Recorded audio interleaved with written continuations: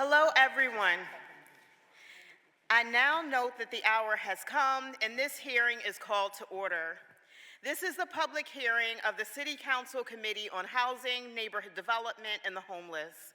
The purpose of this public hearing is to hear testimony on bills number 250044 and 250045. Ms. Jones, would you please call the roll? Councilmember Bass, Councilmember Driscoll, Councilmember Phila, Councilmember Jones, Councilmember Brooks, Present. Vice Chair Landau, Present. Chair Gaudier. Present.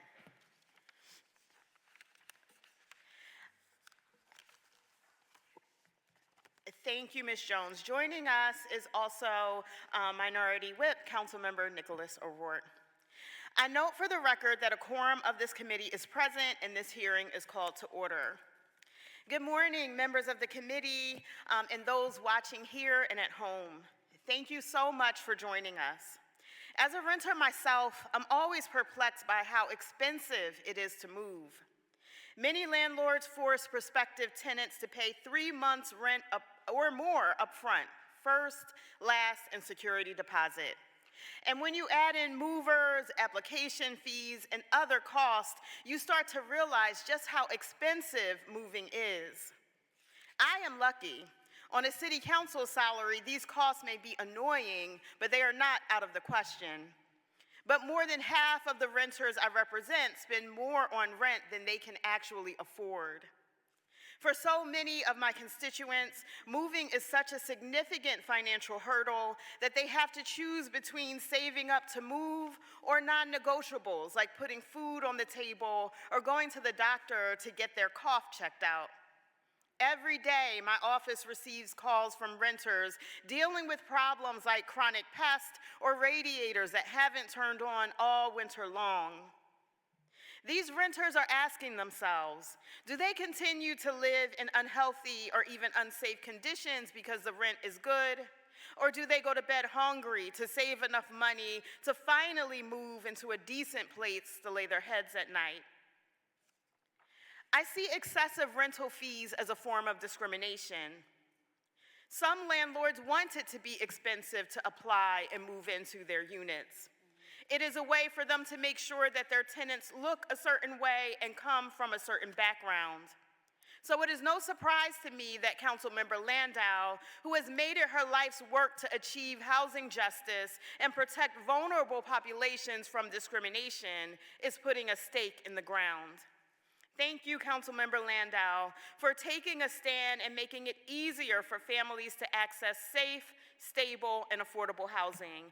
I am very much looking forward to today's discussion. Vice Chair Landau, any opening remarks? I do. Thank you so much. Thank you all for being here today on this cold and rainy April day, bringing our May flowers, I hope. Just wanted to state a brief opening that, I've spent my entire career committing to fighting for the right to safe, affordable, and accessible housing. This fight was instrumental in leading me to run for city council in the first place, and I'm extremely grateful to be the vice chair of the Housing Committee here today, alongside Chair Councilmember Jamie Gaudier. Today, the committee will review my move-in affordability plan, which I and many Philly renters believe to be a critical step toward lowering the barriers to affordable housing by making upfront costs more manageable for the average Philadelphian. Nearly half of Philadelphia households are renters, and the number of renters has grown by 11% in the past decade. They might be senior citizens or a low to moderate wage worker or new college graduates. They could be formerly incarcerated or transitioning from an unstable housing situation or escaping a violent home. But no matter their situation, nearly half of all Philadelphia renters, 48.5%, are cost burdened, spending more than 30% of their income on rent. And as they say, the rent is too damn high. My bills do two simple things. They cap application fees at $20 per application, like the entire state of New York, and allows renters to pay their security deposit, usually a full 2 months' rent, in 4 installment payments. This is a win-win for renters who will have more financial breathing room and landlords who have a greater group of potential tenants to rent their properties. Here's the reality. Rent prices keep climbing, and for many Philadelphians, trying to move in to get a fresh start feels further and further out of reach for anyone struggling to make ends meet. The Philadelphia metro area is now one of the least affordable in the country for apartment renters based on income. By the end of last year, the median rent in the city soared to $1,865 per month. The median rent, a price far out of reach for too many of our neighbors. And yet, before renters even get the chance to sign a lease, they're being hit with excessive upfront costs. To be considered to rent an apartment or a place, renters have to pay an application fee. We've heard from constituents that these fees range from $65 to $100 to sometimes even more. And you have to pay it whether or not you get the apartment. And if you don't get it, you have to pay it again every time you apply. These fees aren't regulated by any laws, and some unscrupulous landlords can and will charge excessive fees. Sadly, housing discrimination adds to this cost since marginalized people, communities of color, immigrants, the disabled, the LGBTQ+ community, especially the transgender community, often have to apply to many more units before they are selected for housing. When someone's approved for a unit, landlords often require first month's rent, last month's rent, and a security deposit, amounting to 3 times the monthly rent just to move in. That means a renter looking for a median-priced apartment might have to come up with $5,500 up front. $5,500. To come up with that much money before you have the keys is excessive and expensive for most of our residents. And reminder, state law allows your previous landlord 30 days to return your security deposit to you. So you don't even have that money to put it into the new unit, you still got to come up with a $5,500. The financial burden of first, last, and security up front can be too much for many people to conquer, especially those who are elderly, low income, or starting a new chapter in their life. Not to mention young people who want to stay in the city, and we want them here, but he might be looking for greener pastures if overly cost burdened by this moving costs. Philadelphia already looks to our strong state law that governs security deposits, limiting them initially to 2 months' rent and outlining how they must be handled and returned, including after the first year, a landlord is only allowed to hold 1 month's rent, not 2. Most tenants don't know that, and I believe even some landlords don't know that. These protections need to be made more flexible and specialized for Philadelphia. That's why this plan will help. Upfront costs shouldn't be the reason someone is priced out of housing before they even get the chance to get their keys. Let's make Philly a place for folks that they want to move to and a place they know they can afford. So today we're looking forward to hearing testimony from advocates. We're so thankful those who have taken their time out to come here to tell us their stories. Thank you very much. Thank you, Vice Chair Landau. Councilmember Jones. Thank you so much, Madam Chairman. And I want to thank the author of this legislation for her steadfast diligence on fairness and the issue of, and I would be remiss if I didn't acknowledge my Jiminy Cricket conscious Kendra Brooks and Nicholas O'Rourke as well, Jamie, who have constantly been the voice of fairness. And what I wanted to say today was the thing that I hope that comes out of these hearings and testimony is balance. Why do I say balance? because I have been both a property owner and I've also been evicted. A lot of people don't know that. When I first hooked up and had a baby, I didn't have a baby, but my wife had a baby. We lost our apartment, and there's nothing more humiliating to a human being than to be homeless, even if it's temporarily. So I get the balance that is needed. I also have grown up with people in my neighborhood that aren't rich landlords, that aren't the oligarchs of property ownership.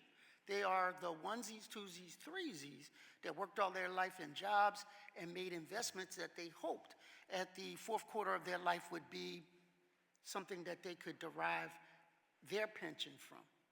And I've talked to them. I am the author of Good Cause, the original, not the 2.0 version, but the original, right? I was sitting in that chair when we stopped and caused a moratorium on foreclosures, which evolved into the moratorium for evictions, which you guys pushed forth. So I want my cred card on being a housing advocate in the record. So I say that today that I'm looking for that all voices be heard and respected, that options are created so that public policy is sustainable. Because some of the comments that I got back from some of the property owners are, if you keep putting trash removal fees on me, and you keep putting this burden, that burden, and when you do a moratorium, sir, the moratorium from the mortgage company doesn't happen, that I still have to pay that. And I will just buy properties and flip them, as opposed to have affordable housing rental options for the people that we all want to look out for. And I just wanted that on the record as we proceed. Thank you very much, Madam Chair. Thank you, Councilmember Jones. Ms. Jones, will you now read the title of the bill? Bill number 250044, amending Chapter 9-800 of the Philadelphia Code entitled Landlord and Tenant to establish requirements related to security deposits for residential rentals and establishing remedies for violations, all under certain terms and conditions. And Bill number 250045, amending Chapter 9-800 of the Philadelphia Code entitled Landlord and Tenant to establish requirements related to fees charged by landlords to individuals applying for residential tenancy, all under certain terms and conditions. The clerk will please call the first panel of witnesses to testify on the resolution. John Monlack.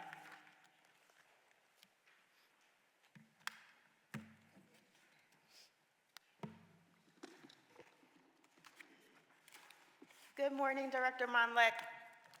Please state your name for the record and proceed with your testimony. Good morning, Chair. Good morning, Chairperson Gauthier and members of the Committee on Housing, Neighborhood Development, and the Homeless.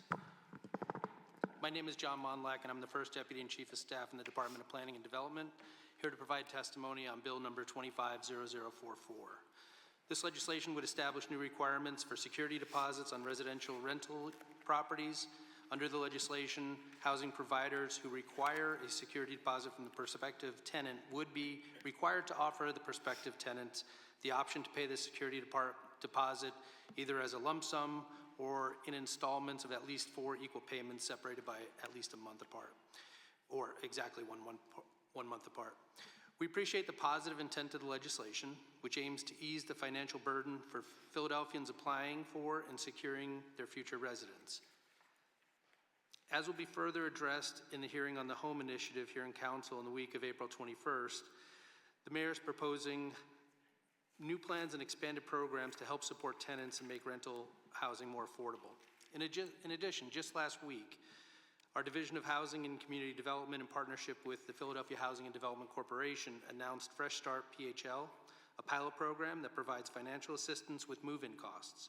Any household at or below 80% AMI is eligible to apply, with priority given to households at or below 50% AMI.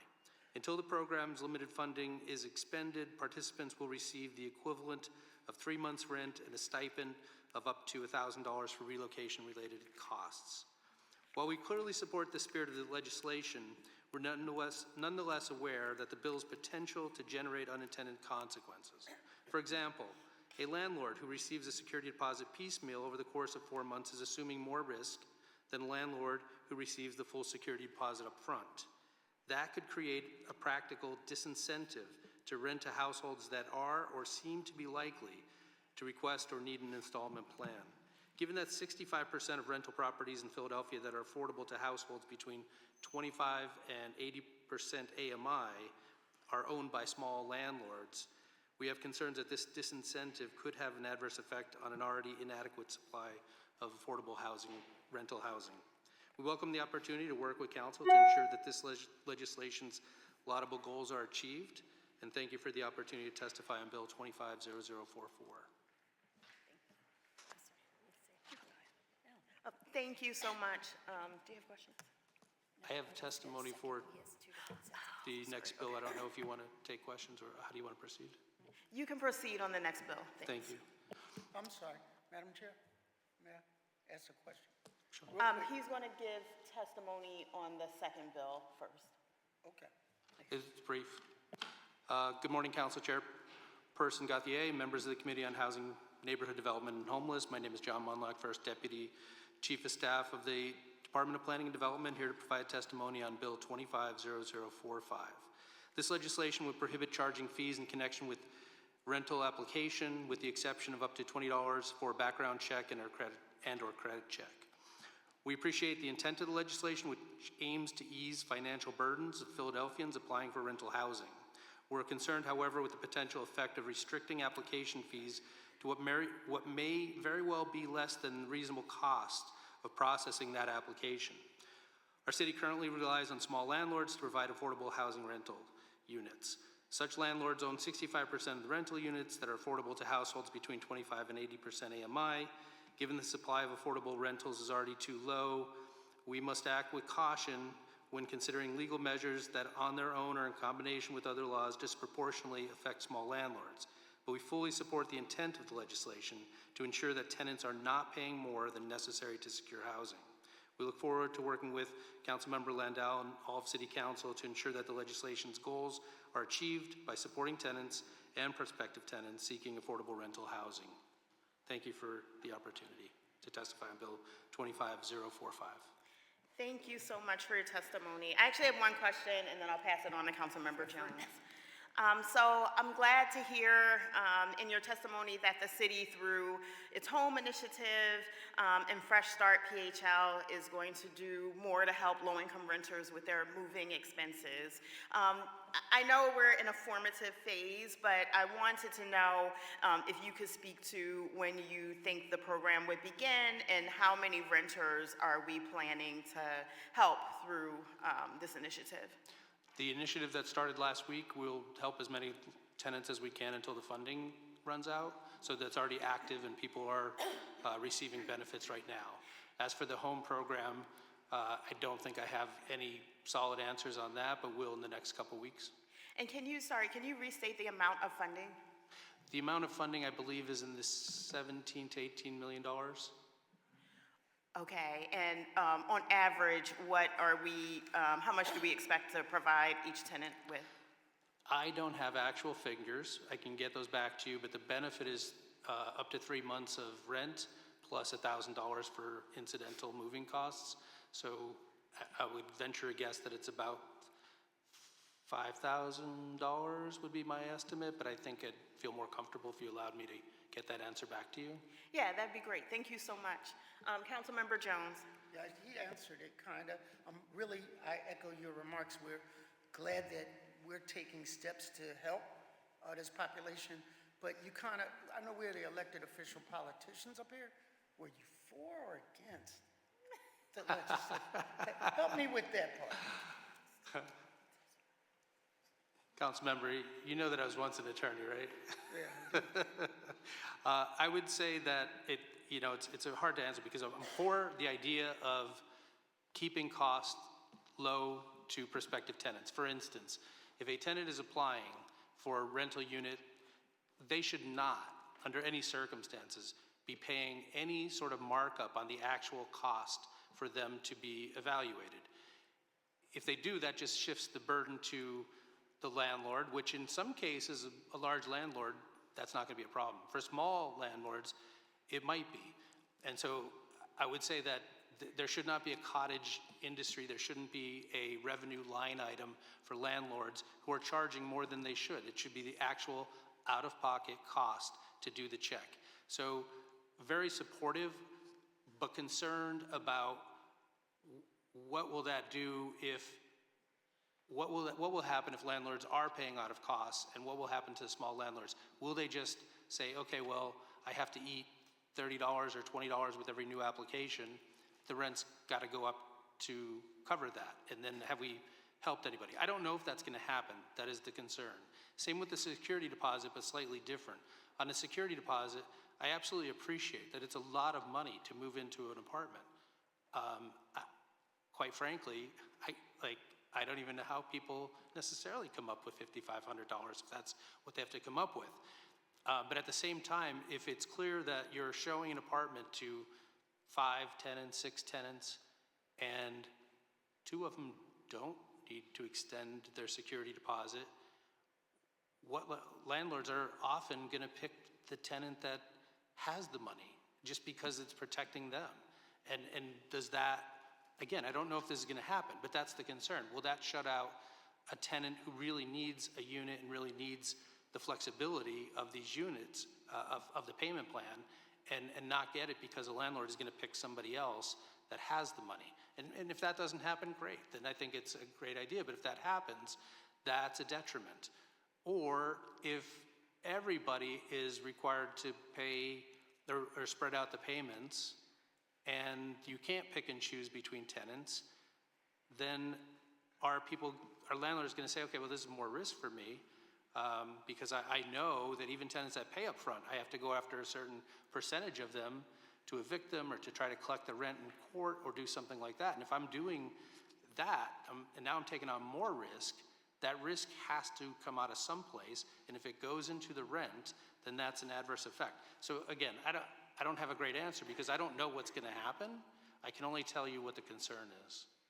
Thank you for your attempt to answer. Vice Chair Landau. Once a lawyer, always a lawyer, my friend. It's kind of perfect.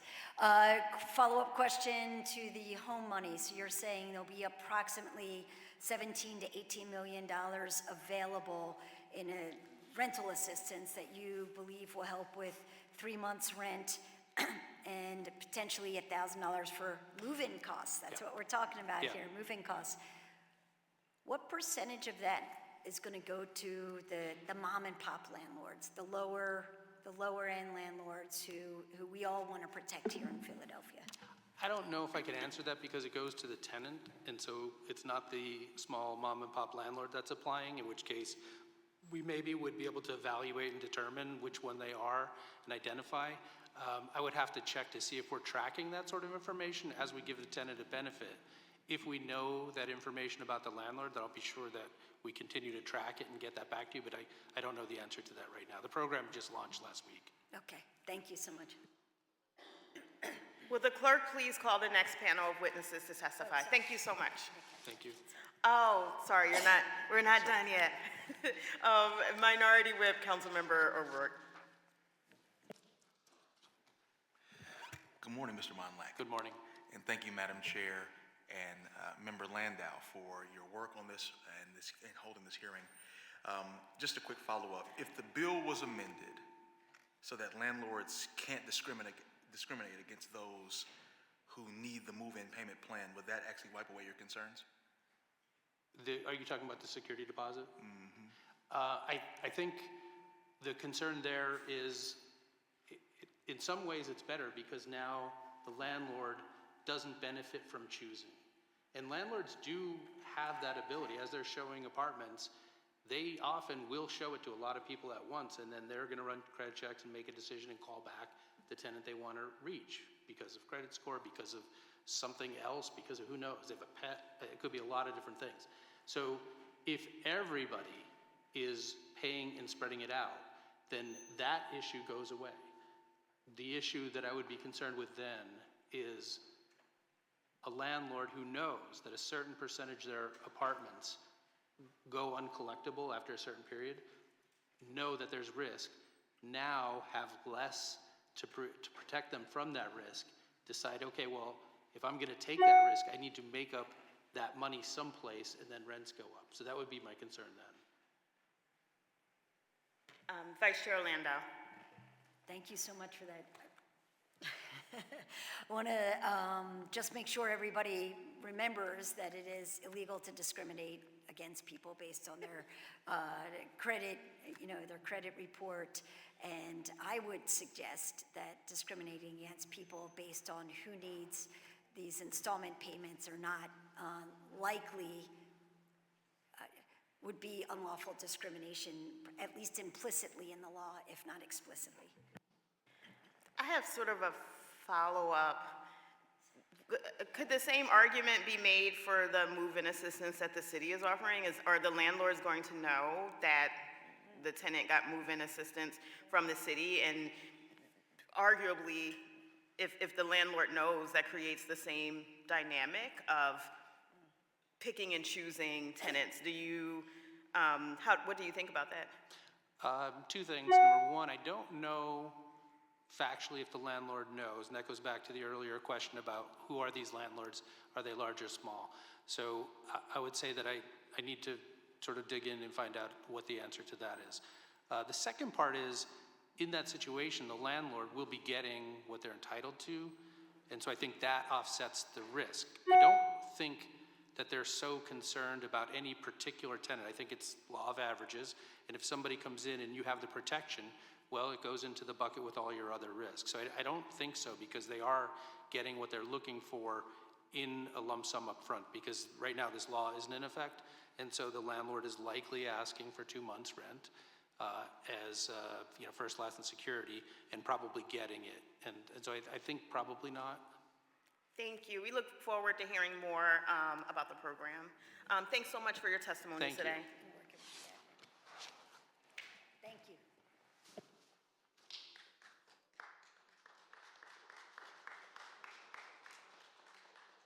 Will the clerk please call the next panel of witnesses to testify?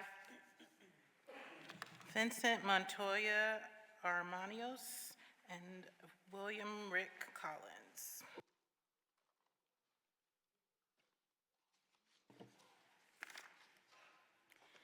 Good morning. Please state your name for the record and proceed with your testimony.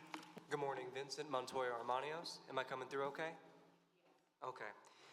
Good morning. I'm grateful for this opportunity to speak with you about the urgent need for legislation to limit move-in costs for seniors in Philadelphia, and I'm here to express my support for Bills 250044 and 250045. My name is Vincent Montoya Armanios, and I'm a staff attorney in the Tenant Rights Project at Senior Law Center. At Senior Law Center, we seek justice for older adults by using the power of the law, educating the community, and advocating on local, state, and national levels. We are the only nonprofit organization in Pennsylvania whose mission is dedicated solely to providing legal services to older people, and one of very few in the nation. We provide free legal assistance to thousands of older people each year, including victims of elder abuse and financial exploitation, older homeowners and tenants facing housing crises and homelessness, grandparents raising grandchildren, and other individuals facing undue neglect in guardianship. Our Tenant Rights Project provides representation and advocacy to tenants facing various landlord-tenant issues, including evictions, ejectments, Fair Housing Commission complaints, as well as providing advice to tenants regarding the Renters Access Act. While many older adults want to live out their days in their homes, the reality is that they are often forced to move due to rising rent, dangerous housing conditions, or to escape abusive situations.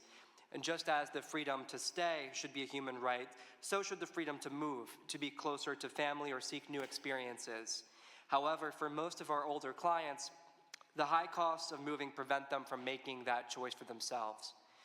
Even the most frugal older adult often has no savings because the system is designed to give them just enough money to get by.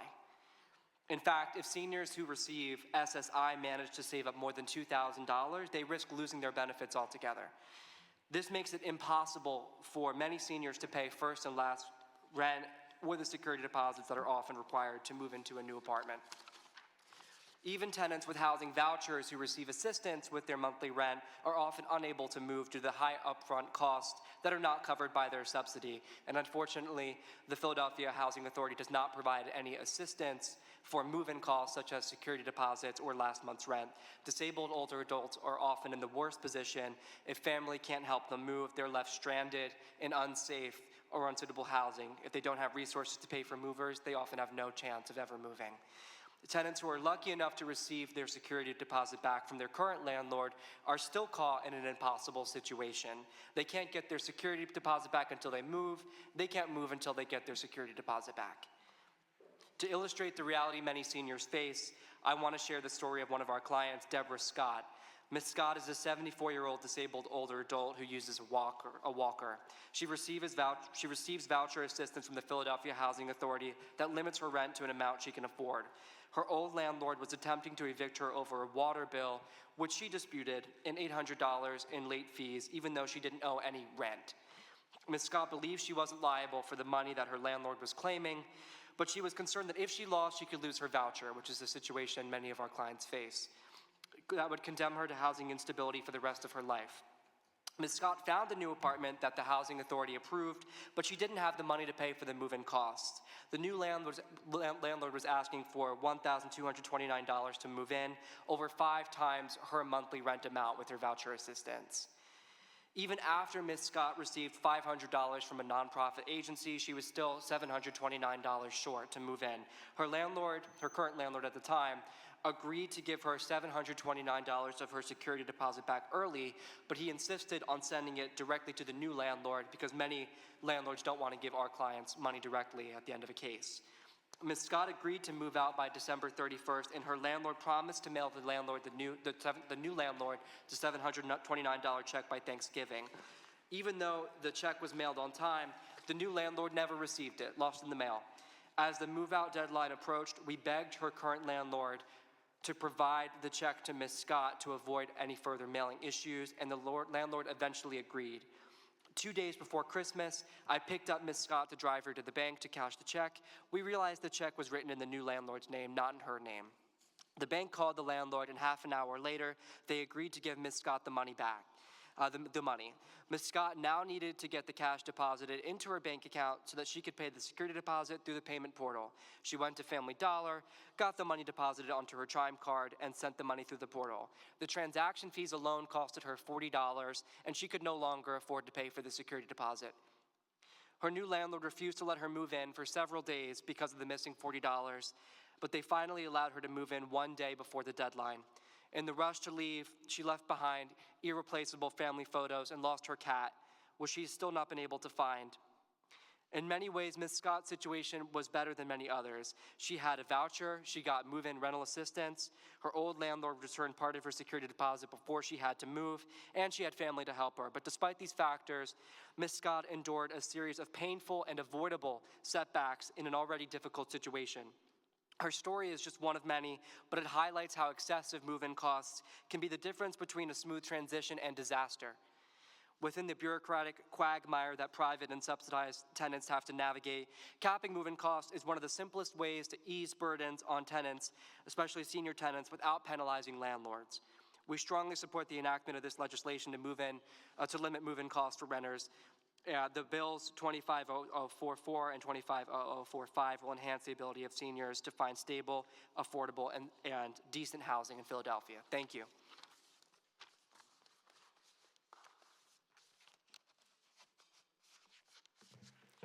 Thank you so much. Please proceed with your testimony. Good morning, Chairperson Gautier, Vice Chairperson Landau, Councilman Curtis Jones, and Councilman O'Rourke. My name is William Rick Collins. I'm here as a volunteer with AARP Philadelphia, which represents nearly 300,000 members in Philadelphia alone, with 1.8 million in the state. AARP has a strong interest in ensuring that housing meets the needs of all Pennsylvanians as they age. This means that housing is safe, affordable for all income levels, appropriate, and situated within an age-friendly community. Housing should be fully accessible for persons of all abilities and should provide an appropriate amount of space for a given household to be comfortable. Older Pennsylvanians also need access to a housing system that promotes equity in policies and practices. It does not discriminate based on race, ethnicity, income, or family composition. That includes a choice of housing types. I deeply appreciate their ability to speak to the committee as it considers the two bills, 250044 and 250045, or the Move-In Affordability Plan. Through our policy and advocacy efforts here in Philadelphia, we are committed to fighting for Philadelphians 50 years of age and older to have stability and a sense of security on a place that they call home. At AARP, we know that the vast majority of older Americans and older Philadelphians want to live independently in their own communities for as long as they possibly can. Through our policy and advocacy efforts here in Philadelphia, we are committed to fighting for Philadelphia's 50 years of age. And we also know that Philadelphians is one of the largest rental populations of the country. 48% of Philadelphians are actually living in rental households. I myself am a renter. I've been a renter for 10 years, and I live in Council District 4. In my own family, I know that it's a kind of an intergenerational thing. The youngest family member at 22 wants to get his own apartment. The family member returning from 4 deployments downrange, which means 4 deployments to Iraq and Afghanistan, wants to be able to transition into civilian life and have affordable housing for his family. And my 91-year-old relative who has to find a first floor solution because she can no longer navigate the second floor of her home. She has to be concerned about this. Now, if we look at the housing costs, the application fees, the first and last month's rent, and the security deposit, well, here's the thing. In the United States, Social Security pays for the average retiree $1,975 per month. That's less than $24,000 a year. And I look at that chart which says $1,865 per month for rent. Well, then we look at the fact that for 50%, maybe 50% of our Social Security recipients, $1,975 is the majority of their retirement income. So there's a disconnect there. So when compared to the types of incomes that exist, the help that the legislation would provide in taking care of application fees, which if they cost from $25 to $150 per application fee, and you apply for 3 or 4 apartments, well, that's serious money. That's serious money. And so I think that this legislation will help to fairly give a chance to people to afford housing in these very troubling and tumultuous times. Older Americans want to stay in their homes and community as they age. However, they are facing tremendous challenges as housing prices and rents soar beyond their reach. Philadelphia used to be seen as a place where housing was affordable. Well, that story has changed. We look forward to working with you on policies that will provide all Philadelphians with housing choices that will allow them to remain in their homes or to find a safe and affordable home in their community. Thank you. Thank you so much. Thank you for being here and for your testimony. We greatly appreciate the work and advocacy of AARP, as well as the Senior Law Center. So I have a question for Vincent. Thank you so much for sharing the experiences of your clients. I was wondering if you had an opinion on the argument that we just heard, or the notion that allowing renters to pay their security deposit in installments will hurt their ability to rent from certain landlords. And I think that there's no possibility as it stands now for most of our clients to pay for the move-in costs. So it's not like they're able to pay, they're even on the table as one of the possible candidates for these landlords. They'd have no chance as it stands because they have no savings. And so I'm not concerned about that as the director is, if that makes sense to you. No, thank you so much for that. Are there other questions and comments for the panel? Councilmember Jones. Thank you, Madam Chair. For the Senior Law Center, you also provide services for senior property owners as well. And just real quick, Act 125 issues that we are facing, do you represent seniors who are being unfairly targeted by these individuals coming to take possession and improvements of properties that might be in disrepair based on their limited financial abilities? Or do you represent them? So I work in our tenants' rights division, so I don't personally represent homeowners, but most of our homeowner work is in tangled title, and so it's usually in through wills and things like that also. So the answer is balance, that you provide for home owners as well as renters, correct? Yeah, certainly we represent homeowners, and including homeowners that are in situations where there's a tenant abusive situation as well, to try to help prevent that sort of exploitation of our clients. So certainly we represent tenants and homeowners. The second program, and I just want this on the record so that we show that balance as a city, and a city full of productive, meaningful nonprofits.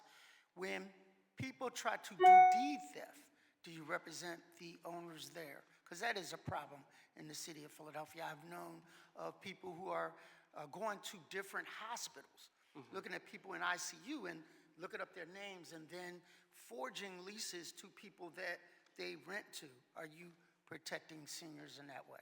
Yeah, it's certainly a serious issue, and we provide legal advice for all seniors that are dealing with those types of issues, and in some cases are able to provide extended representation for deed theft and things like that. Thank you, Madam Chair.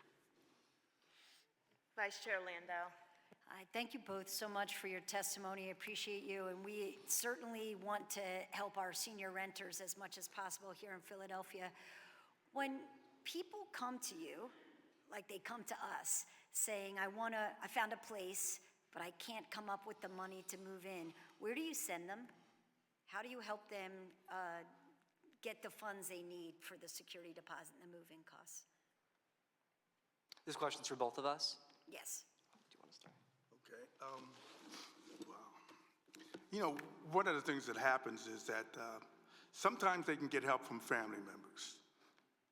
But among the 15% of Philadelphians who are seniors, there are many people who have no family. And so they are stuck unless they can find the social networks that can support them, and that's part of the real issue that goes on. And for us, it really is a constantly moving target. You may be aware of the website phillytenant.org, which does update with available rental assistance. And if you look at it, it's constantly changing. Organizations are running out of money all the time. So in the past, we've sent clients to the Office of Homeless Services, which may or may not have funding. We send clients to Apple Tree Family Intake Center. And because of limited resources, oftentimes you're only going to get help if you go in person because of how backed up the phone lines are. For a senior who can't walk, that's a very difficult thing to ask of them. And so, it's a hard decision to make. Am I going to risk my health by trying to make the trip down to Center City to see if there's even funding available?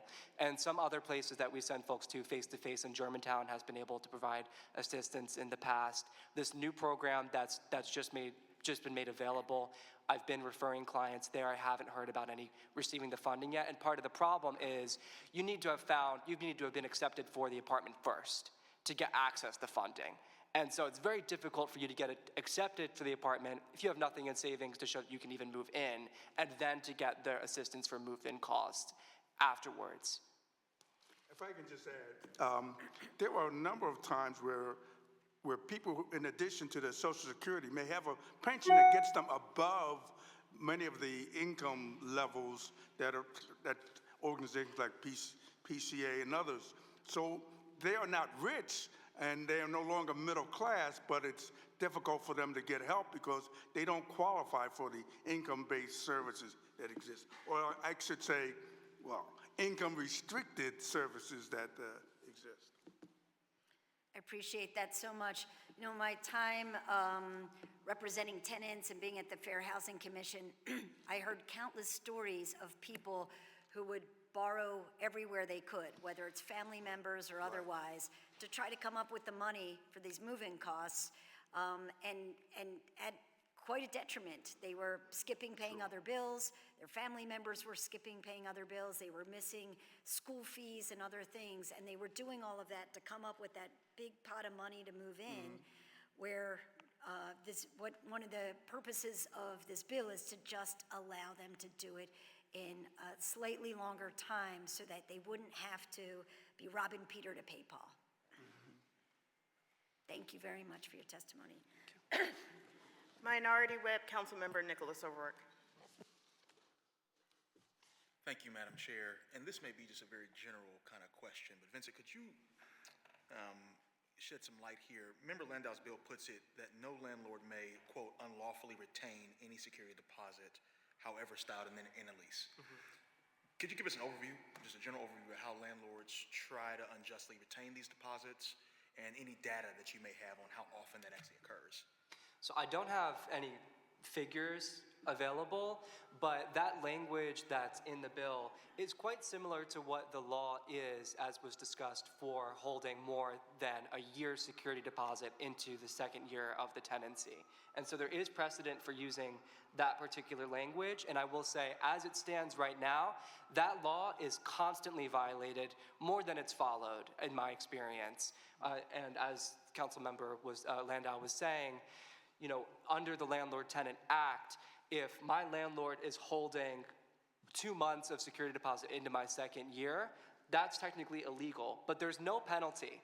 And so even if we go to court and make the case to the judge, yes, maybe our client owes 1 month of rent, but the landlord owes our client a month of rent because they've been holding 2 months of security deposits for years. Not to mention, for many of our clients, they paid their security deposit 30 years ago, and they have gotten no interest off of the security deposit. I have never seen a tenant get the interest from the security deposit back, as the law requires. And so, to answer the question, it is very common that these regulations that are already in place are violated, but because there's no teeth, they can violate it with impunity. And for our clients who pay their security deposit so many years back, seniors are particularly vulnerable to that type of predation. Thank you, Vincent, and thank you, Madam Chair, for your indulgence. Vice Chair Landau. There is a little-known provision of the Fair Housing Ordinance that states that a landlord cannot unlawfully retain a version of the security deposit. I forget exactly how it's phrased. It had been underutilized until I became the director of the Fair Housing Commission, and what this bill is doing is kind of highlighting that fact, because it's true. It is the law. It is exactly how things are supposed to work, that after the first year, the landlord's got to return anything beyond the first 1 month's rent. Thank you. Can I just add one more thing to that? And I think even if we're advising clients that that's what the law is, many of our clients do not feel empowered to say what their rights are. I mean, even myself, my landlord was holding my second month of security deposit. But the question is, if I stand up for myself, are they going to renew my lease, or are they going to retaliate against me? And given the situation where many of our clients don't have the money to move, if they stand up for themselves and enforce their rights, they can't afford to move into a new apartment because of the move-in cost and things like that. And so what this bill does is it gives tenants some security to actually enforce the rights that already exist if their landlord is illegally retaliating against them.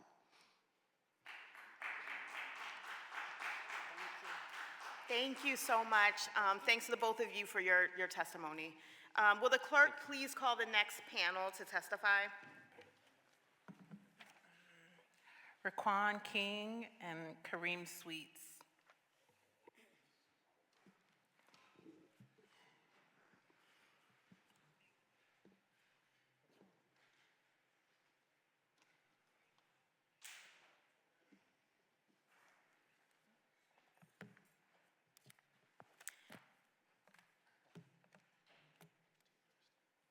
Good morning, and thank you for being here. Please state your name for the record and proceed with your testimony. Good morning, my name is Kareem Sweets. And, my name is Raquan King. Proceed. First and foremost, thank you for allowing me to be here today. This is my first time testifying, not my last. Now, my name is Kareem Sweets, first and foremost, and I am from Hunting Park, 43rd Ward, 25th Division. I am committee man for my ward, also a volunteer community energy specialist for my community. And each and every single day, I'm assisting with my residents inside my community when it comes to utility assistance, rental assistance, home ownership, but more so the concerns is rental assistance. The last couple of months, since I've been in my volunteer role as an energy specialist, maybe more than 9 months now, almost a year, I can't even send any of my clients that's asked me for rental assistance anywhere. It used to be the Dixon House in South Philadelphia. But guess what? A community holds more than hundreds of people that need help. Not just one spot in the whole entire Philadelphia that's handling millions of people with limited funds. So I'm actually here today to support both bills. Let me get the bills up, I'm sorry.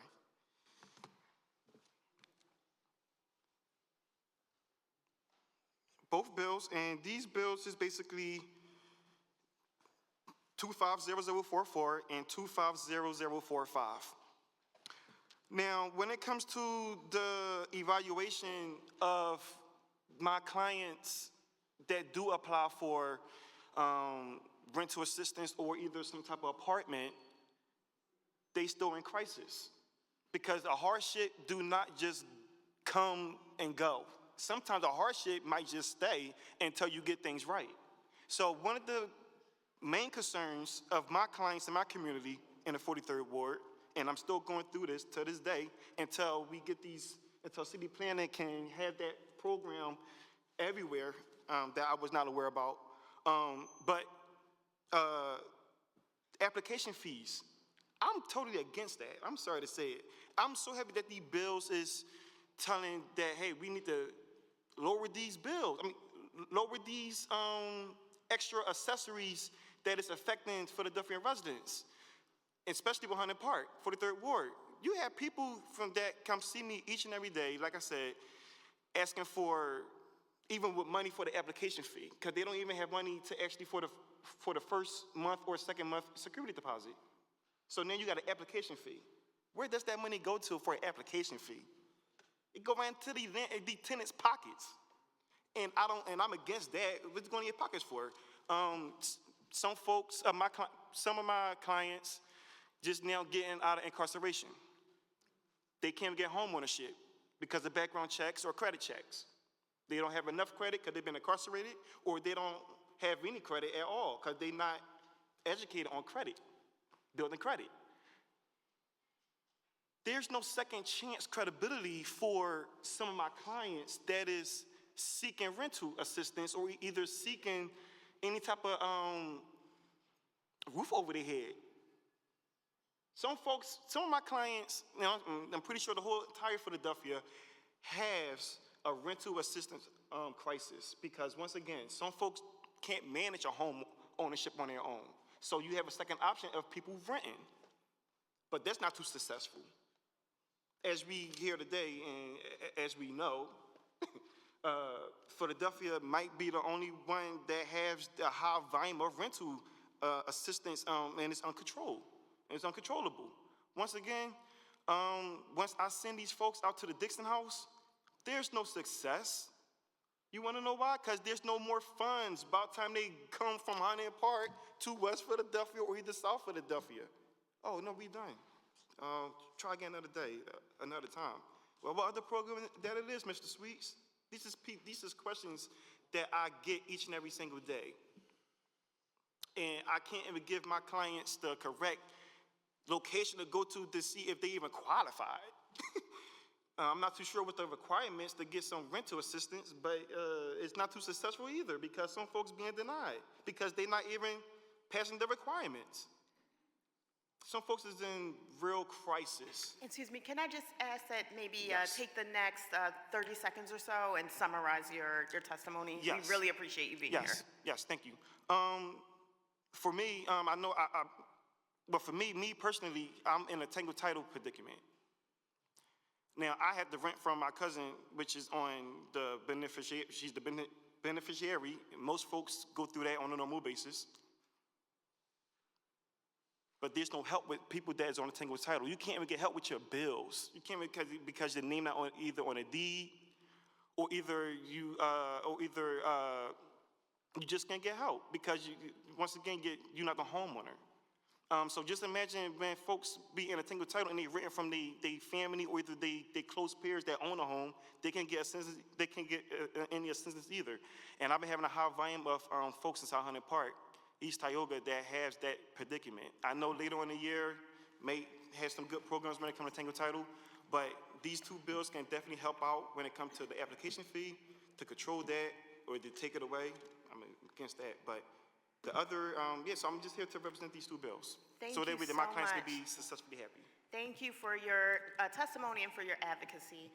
Please proceed with your testimony.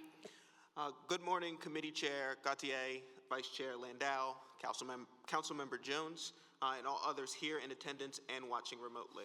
I want to thank you for the opportunity to speak before this honorable body. My name is Raquan King. I am the Director of Advocacy for TURN, the Tenant Union Representative Network. For those that might not recognize our name, we staff the Philly Tenant Hotline. As an organization, TURN has over 50 years of history faithfully serving tenants in Philadelphia and has so often stood at the front lines, advocating for tenants from all walks of life across Philadelphia. Today, we have once again been called upon to continue to fight for safe and affordable housing for every single person here in Philadelphia, because TURN believes housing is a human right. Housing is a human right. Let me repeat myself one more time. Housing is a human right.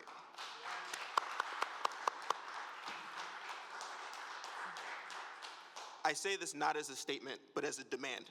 Every human, regardless of who they are or where they come from, should have access to safe housing without condition. Picture this. Sam, a parent with a small child, discovered that the home they just moved into has a lead paint issue. Annabelle, an elder who has lived in her apartment for over a decade, has just been told by the landlord that the rent is going up by several $100s at the end of the year. And Jerome, a first-time renter, asked his landlord to fix the heat because winter is quickly approaching. The landlord understands the urgency of this issue, but unfortunately doesn't have the funds to make the repairs. Sure, Sam may be able to sue the landlord because of this lead issue, but while they are fighting that legal battle, their child is breathing in lead dust every day. For the safety of Sam and their child, they need to move out of the property as soon as possible. Even if the landlord is willing to let them out of the lease, by law, the security deposit that they paid could be tied up for at least 30 days. But if this parent just spent all of their savings to pay the required 3 times the rent to move in, where are they supposed to get the funds to do that a second time? For Annabelle, the landlord gave adequate notice and therefore isn't breaking any laws and increasing her rent, but she is on a fixed income. Right now, that income covers her rent and all other expenses. This will no longer be possible when the rent goes up. So she has to plan to move. Unfortunately, Annabelle lives check to check. It's virtually impossible for her to save up enough money by the end of the lease in order to pay 3 times the rent to move somewhere else. And then there's Jerome. Just like Sam, Jerome could bring a lawsuit against the landlord, could also potentially withhold the rent because of the heat issue. But winter is fast approaching, and neither of these options is going to bring functional heat into his home. The landlord wants to get the heat working, they just can't afford it.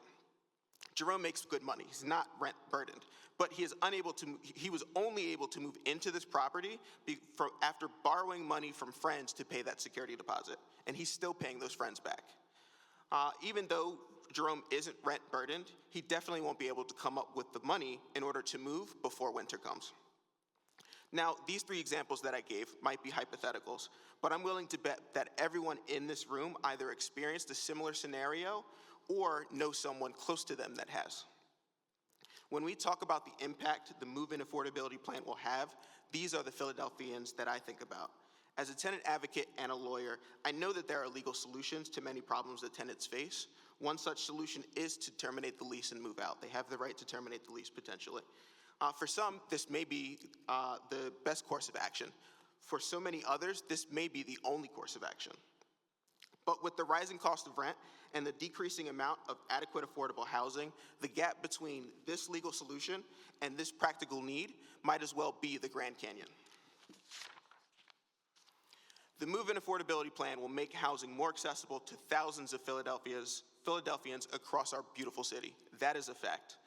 So I asked this committee to pass both bills 250044 and 250045 and bring it before the full city council to turn these bills into law. Right now, today, housing is not a human right in Philadelphia, but in my lifetime, it will be. And today, we can take another step in that direction. Thank you. Thank you so much for your testimony and for drawing out the real, how these issues affect people in their real lives. Vice Chair Landau. Thank you. I really appreciate that. I know what it's like handling all the calls from the hotline at turn, so I know you guys are busy. I want to ask you the same question I asked the previous panel is what do you do when people call and need assistance for move-in costs in any way? Where do you send them? What do you do? You go first. Okay. I want to repeat what Vincent had mentioned. Generally, it's phillytenant.org. They have an ongoing list that is updated as it can be as quickly as possible.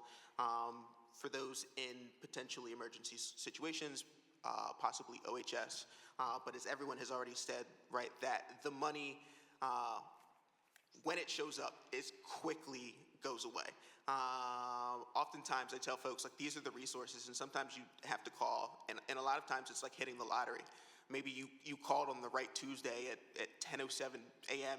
and the funds just came in at 10 a.m., so you get the money. But then if you call on Wednesday, it's no longer there. So it is very tricky, and we try the best that we can. I am excited that the Fresh Start will provide more funding, but certainly not enough. So for me, for my clients, I have not yet to even witness a successful person that is getting rental assistance, because by the time, once again, like I stated in my testimony, by the time they go to West Philly,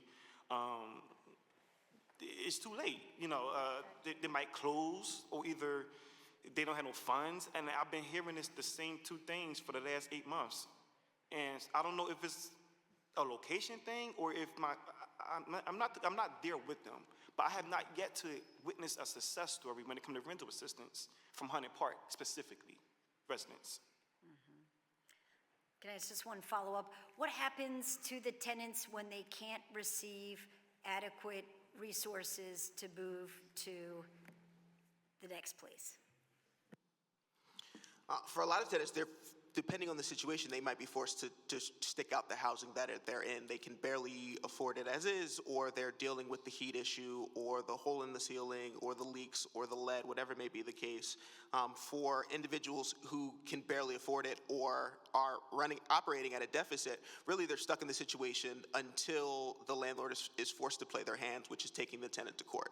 And so these issues are never really resolved. It just forces folks to do what they can to get by, right? And sometimes that's taking out loans that they otherwise wouldn't have otherwise should have done, borrowing from friends and family. I think, to your point, Councilmember Landau, it's stealing from Paul to pay Peter, is what people are forced to do. So what I've been witnessing from the clients, so you do have family members that love to support each other, which is great. But some folks is not that great, unfortunately. So for some of my clients, you have people that ask for support already for their utility bills. So now they got to turn around and ask support for the rental as well.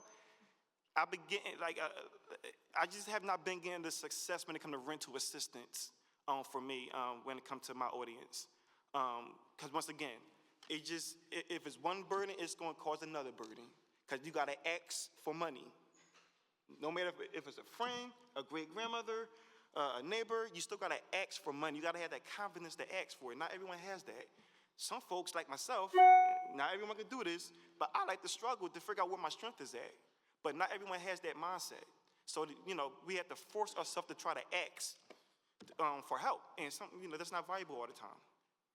And if I can just add one more thing, I think when we talk about safe, accessible, affordable housing, oftentimes those three components, when tenants are finding somewhere to move or live, they're separate. You can find somewhere that's safe, but it's not accessible or affordable. You can find somewhere that's accessible, but it's not safe and affordable. Or you can find something that's affordable, a lot of times it's not safe. Thank you, Vice Chair Landau. I wanted to take a moment to acknowledge the presence of our Council President Kenyatta Johnson. Thank you so much for joining us, Council President. I also just wanted to put a sharper point on this issue of folks in the city being cost burdened. I don't represent Hunting Park, but a lot of my constituents share the same issue. Pre-pandemic, the cumulative amount of the difference between what people make and what they have to pay for rent, that gap is $16 million a month in the 3rd District.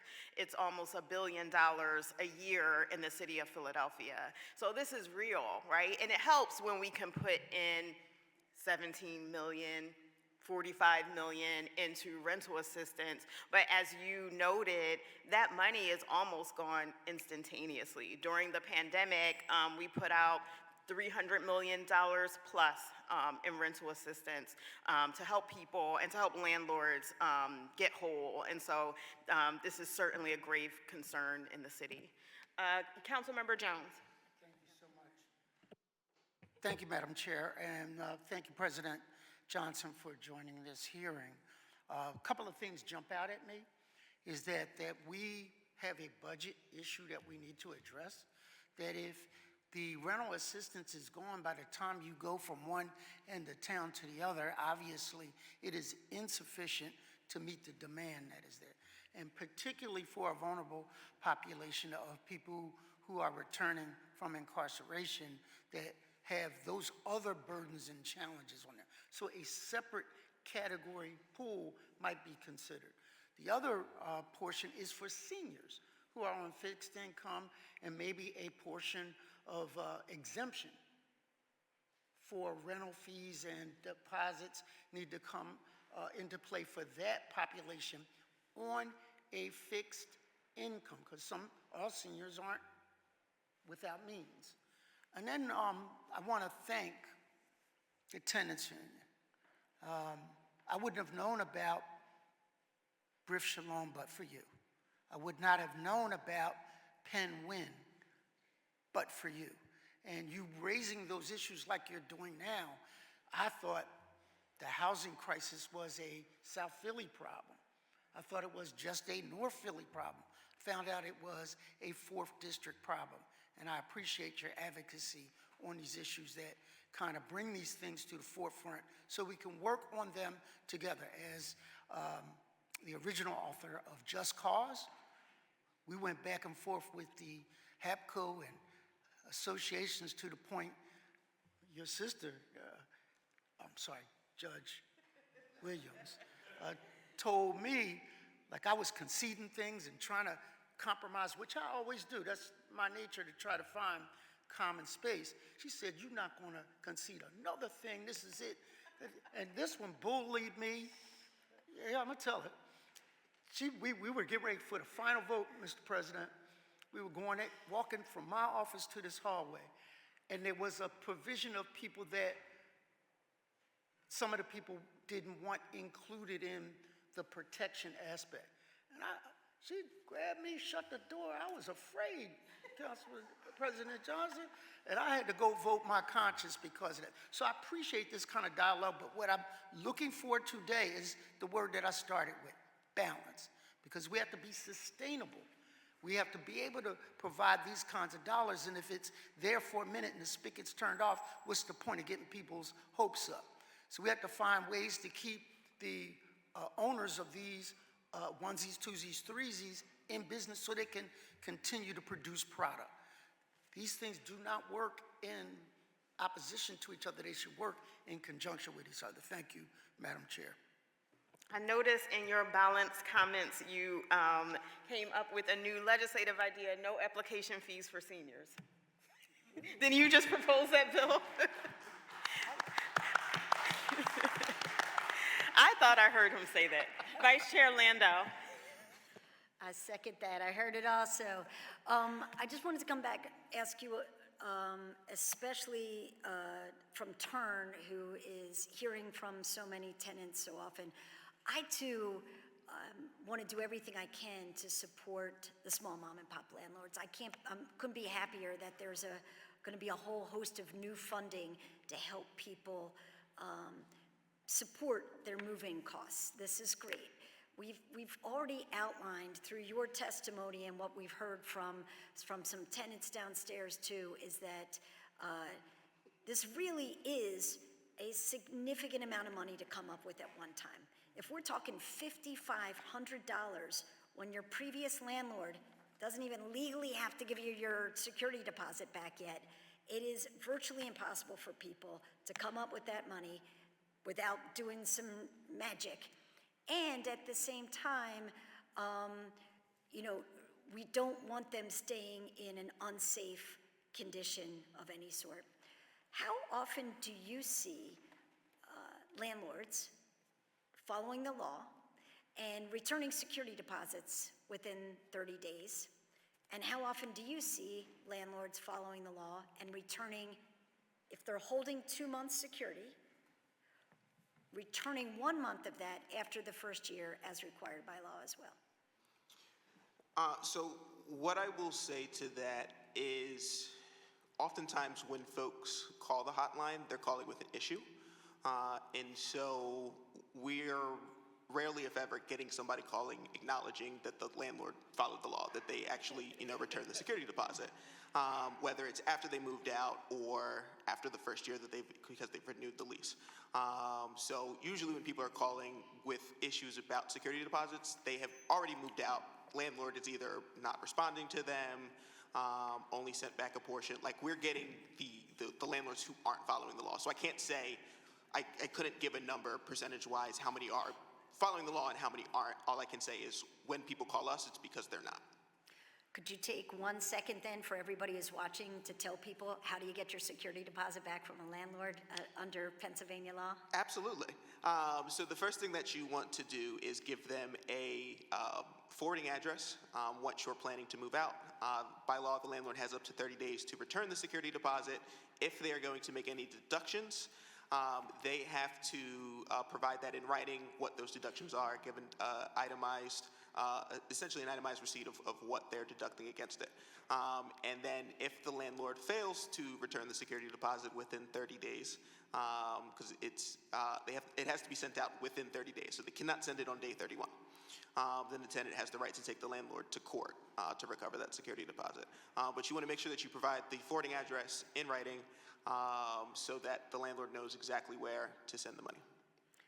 Just want to remind you a small piece, if the landlord doesn't respond at all and the tenant sues in small claims court, they can ask for 2 times the security deposit, and the landlord is not allowed to use any alleged damages as a defense. That is correct. Yep. And Penn Law School now has a civil clinic where they're actually assisting people in helping them to get their security deposits back. And I believe their next public session is on April 22nd, but you can find that out at Penn Law School. Thank you. Thank you both for your testimony today. Sure thing. Yeah. I want to say, I'm going to say this out loud. The city plan with that program, PHL. I want to see, wherever you at, I want to see, can you at least get in touch with the community energy centers to update us on that education so that we can feel more happier about that there is programs that is available, because I was not aware of that, and that it happened, that it branched off last week. I mean, as a community energy center that do accessible affordable housing, I think we should know that. These things. You make a great point. We'll be sure to communicate with Director Monlek to just ensure that the city is doing outreach to the energy centers and all other appropriate partners. I think the issue is that it's just a very new initiative, but it's a valuable initiative and we got to get the word out. So thank you so much for that. Yeah, thank y'all. Will the clerk please call the next panel? Garrett O'Dryer.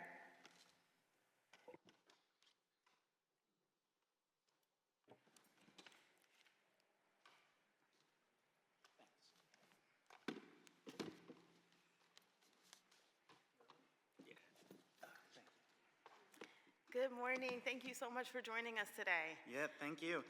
Good morning, Chairperson Gauthier, Vice Chair Landau, and members of City Council's Committee on Housing, Neighborhood Development, and the Homeless. My name is Garrett O'Dwyer, and I am the Associate Policy Director for the Philadelphia Association of Community Development Corporations, or PACDC. Thank you for the opportunity to offer testimony on Bill number 250044 that would require landlords to offer tenants the option to pay their security deposit in 4 monthly installments. We support the aims of the bill's sponsor, Vice Chair Landau, to expand housing affordability in Philadelphia.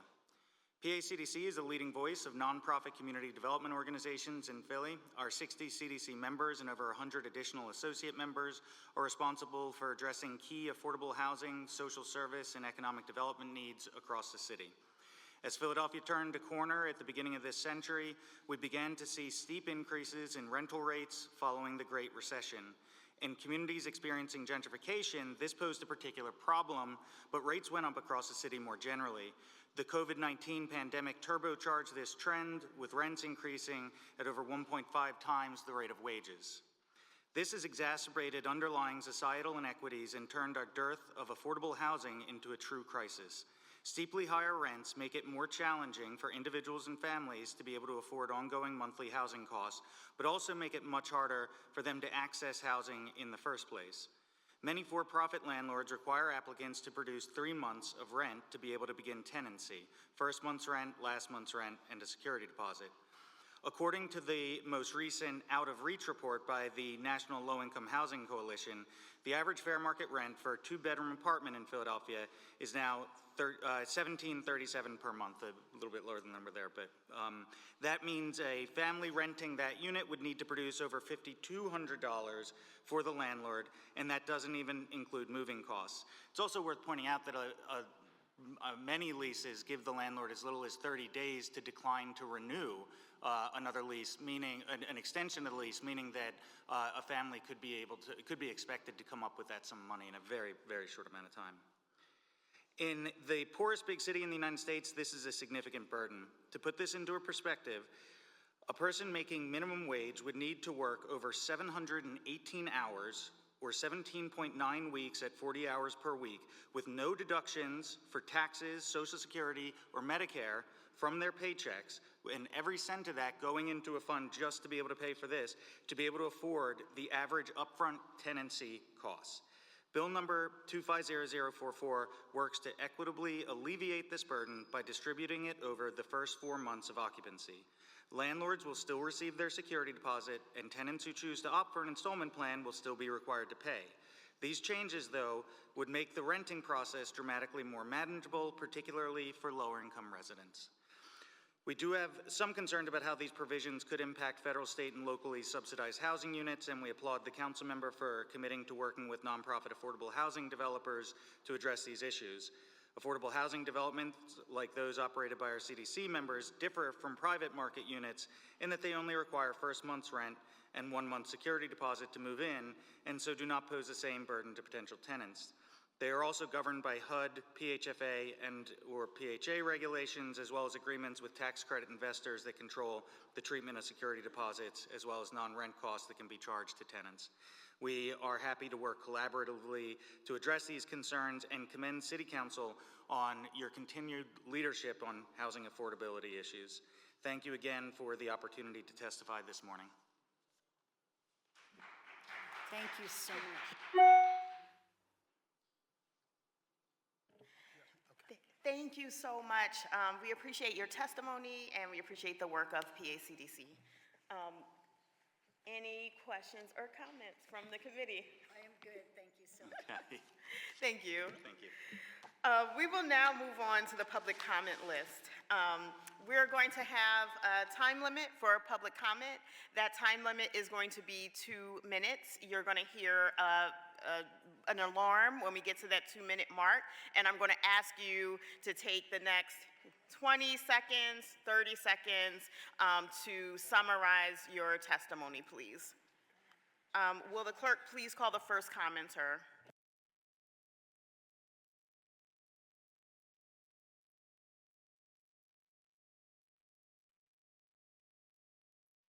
One moment.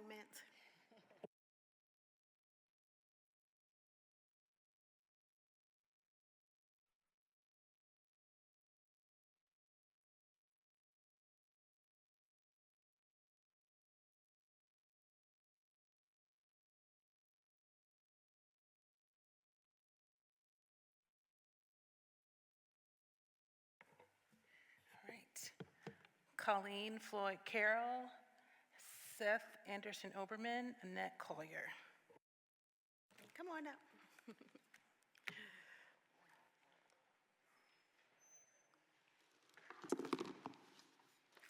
Good morning, council members, staff, and community members. My name's Colleen Floyd Carroll. I am a very small-scale, local, supportive, and low-income housing provider in East Germantown and a resident of Northwest Philly for the last 20 years. I'm here to speak in support of the Councilmember Landau's move-in affordability plan in principle with some suggestions for minor amendments. In a city where large swaths of local housing stock is rapidly being consolidated and sold to institutional investors and private equity investors whose only concern is in maximizing profit, local mom and pop housing providers are neighbors who are invested in our local communities and provide a bulwark against neighborhood gentrification, community displacement, and are committed to the preservation of historic housing stock consistent with the character of our great city. We ask that in your considerations here and future housing affordability reform that you consider scaling any restrictions to the size of the entities that you're regulating and ensure that those of us that provide ethical approaches to these sorts of matters don't have undue burdens in order to regulate bad faith actors. I support the restriction of excessive and exploitative credit application fees. I consider it part of the cost of doing business. I don't charge them at all. But I ask that they be held to the cost of running a credit check, which is generally about $50, and perhaps staff time involved for other people. I do it myself, so I'm not worried about that.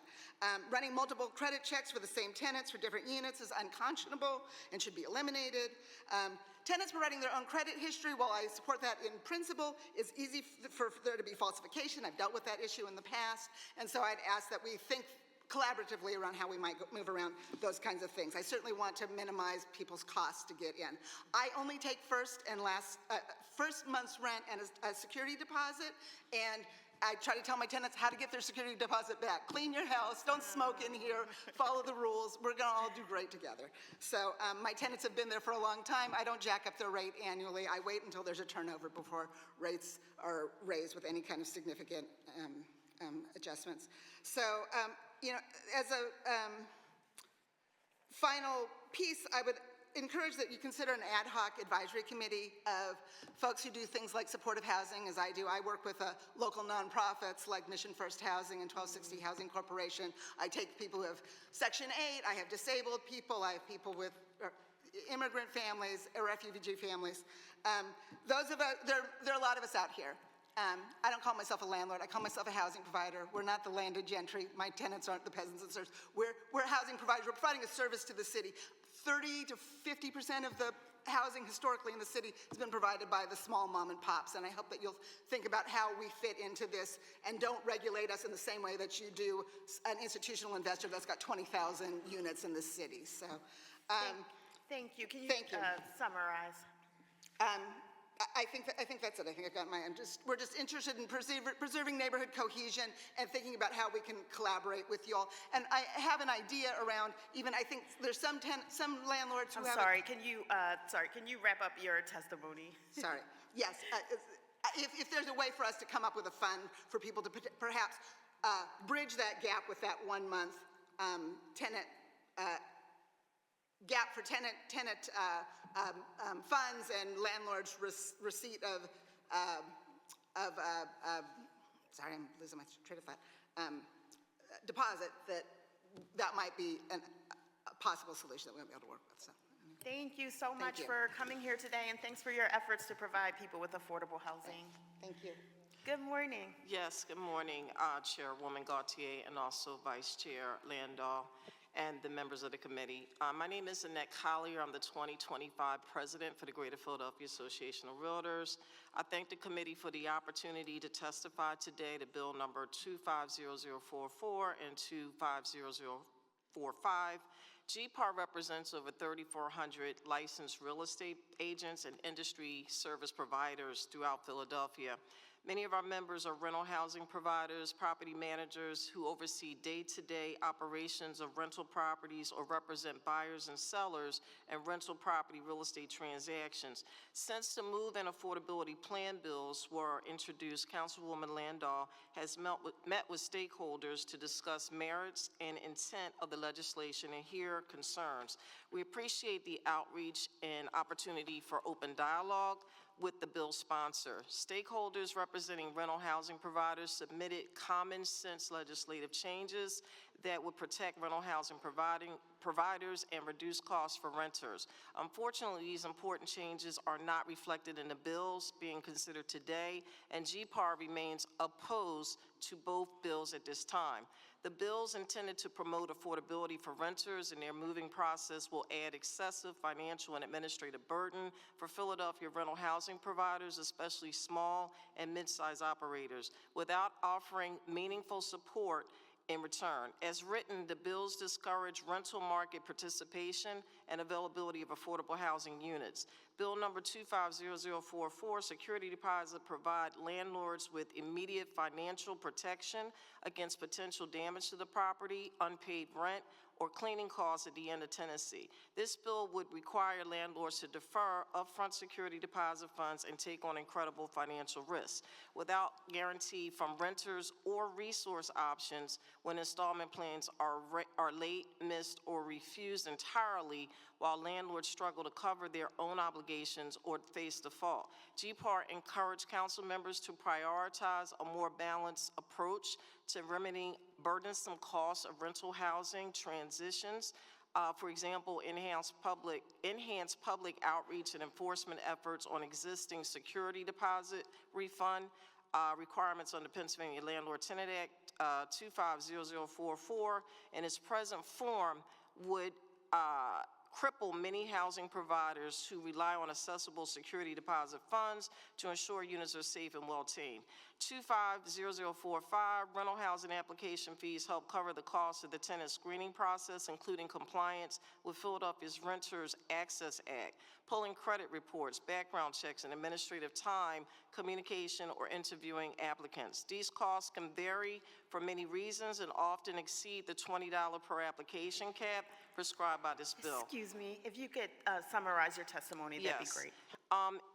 In summary, GPAR remains committed to working with the bill sponsor and co-sponsors on a mandatory language and creative solutions that will expand and preserve quality, affordable rental housing options for all throughout the city of Philadelphia. For many individuals, landlords are vital small business owners building generational wealth for themselves and their families as homeowners, generating sustainable income while providing affordable, safe housing for others. A memo was circulated to all members of the committee that is expansive beyond my remarks today, and I respectfully request that the chair submit it into the record. Thank you for your consideration on GPAR's position, and of course, welcome any questions. Thank you so much. Thank you for your comment and for engaging with the process. Please state your name for the record and proceed with your comment. I don't have any comment. I'm here to support Annette. My name is Carlos Massip. I'm a board director for GPAR. Okay, you're not giving comment today? No, thank you so much. Will the clerk please call the next public commenter? Okay. Seth Anderson, Devin Toy, pardon my pronunciation, Stephen Chintaman. Good morning, council member. Is this on?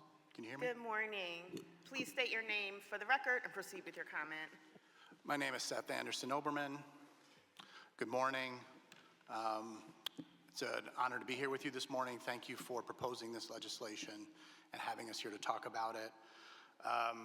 My name is Seth Anderson Oberman. I'm the executive director of Reclaim Philadelphia. Before I talk about policy, I want to speak from personal experience. When I was a kid, after my parents split up, my mother and I moved a lot. By the time I turned 10, we had moved 27 times. We weren't living in apartments. We were living on friends' couches, in garages, with grandparents, wherever we could piece together to get by. That kind of housing insecurity isn't just about where you sleep at night. It impacts everything. It meant a new school every few months. It meant being the new kid over and over again. And as for my mother, it meant never-ending stress and anxiety, carrying the weight of trying to keep her child safe without the money or stability to make that possible. And that was in the 1970s. Back then, moving costs were hard to afford. Today, they're devastating. In Philadelphia right now, renters are being asked to pay first month's rent, last month's rent, a security deposit, and sometimes hundreds of dollars in non-refundable application fees just to get the keys to an apartment. That can easily add up to $3,000, $4,000, even $5,000 up front, as we've heard. For many poor and working people, that's not just a burden, it's a barrier to building a stable life. Your generational wealth should not come at my expense. Your generational wealth should not make us poorer. This is the move-in. It keeps people homeless. It forces families into overcrowded housing. It pushes people deeper into debt.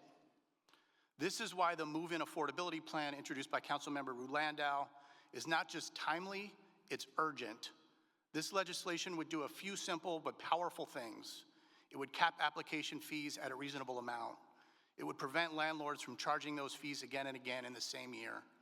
It would let tenants bring their own background checks. And it would make security deposits more manageable, including the option to pay in installments. These may sound like technical fixes, but for the people affected, they are life-changing. At Reclaim Philadelphia, we fight for a city where housing is a human right, not a reward for the wealthy. This bill won't fix the deep structural crisis we're in, but it's a real step in the right direction. It protects renters. It eases the burden on tens of thousands of families and single parents across this city. It gives people a fighting chance to access stable housing without being bled dry just to walk through the door. And I'll just ask that you summarize. I'm almost done. Let's be clear. This is the least that we can do, and it sends the right message that our city will stand with renters, not just landlords, that we're ready to write laws for people who live paycheck to paycheck, not just those who profit off of our housing crisis. We urge City Council to pass this bill without delay. Let's make it clear that no one in Philadelphia should be priced out of a home because of junk fees, sky-high deposits, or a system stacked against the poor. Thank you. Thank you so much for your comment and for sharing your personal story today. Please state your name for the record and proceed with your comment. Seth Floyd. Good morning. Hey, Seth. Seth and Seth.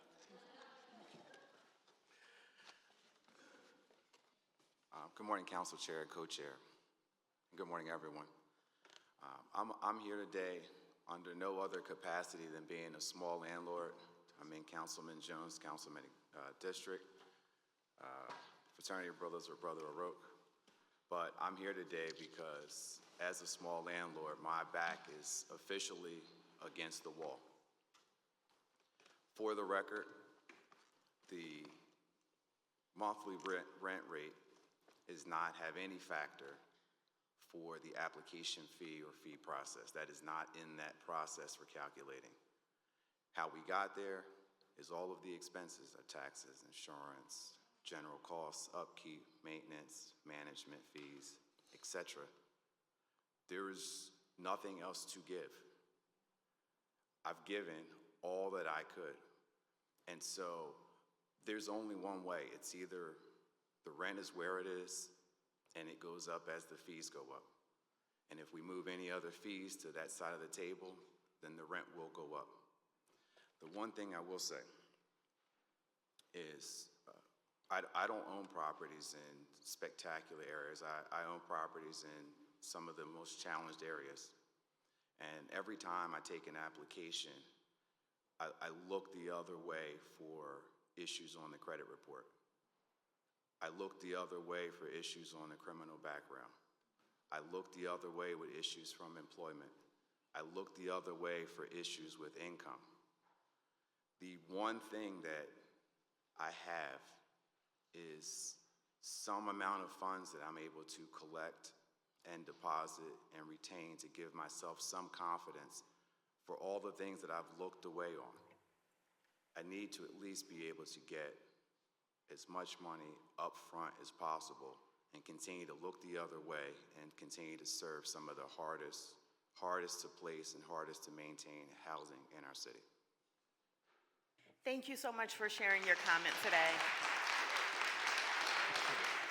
Go ahead. Thank you so much for sharing your story with us. How many rental units do you own? Only a few. Only a few? Yes. Okay, thank you very much.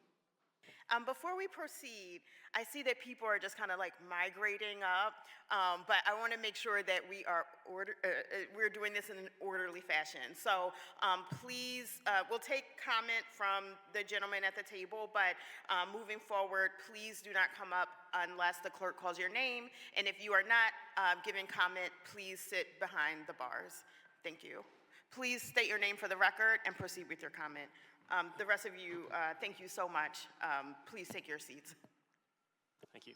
My name is Devin Toohey, and I serve as treasurer of the Building Industry Association of Philadelphia. Bill number 250044 gives a tenant the option to pay their security deposit over 4 months. The security deposit is a meaningful, upfront financial commitment that provides landlords with the confidence that the tenant will fulfill its contractual obligation to pay rent.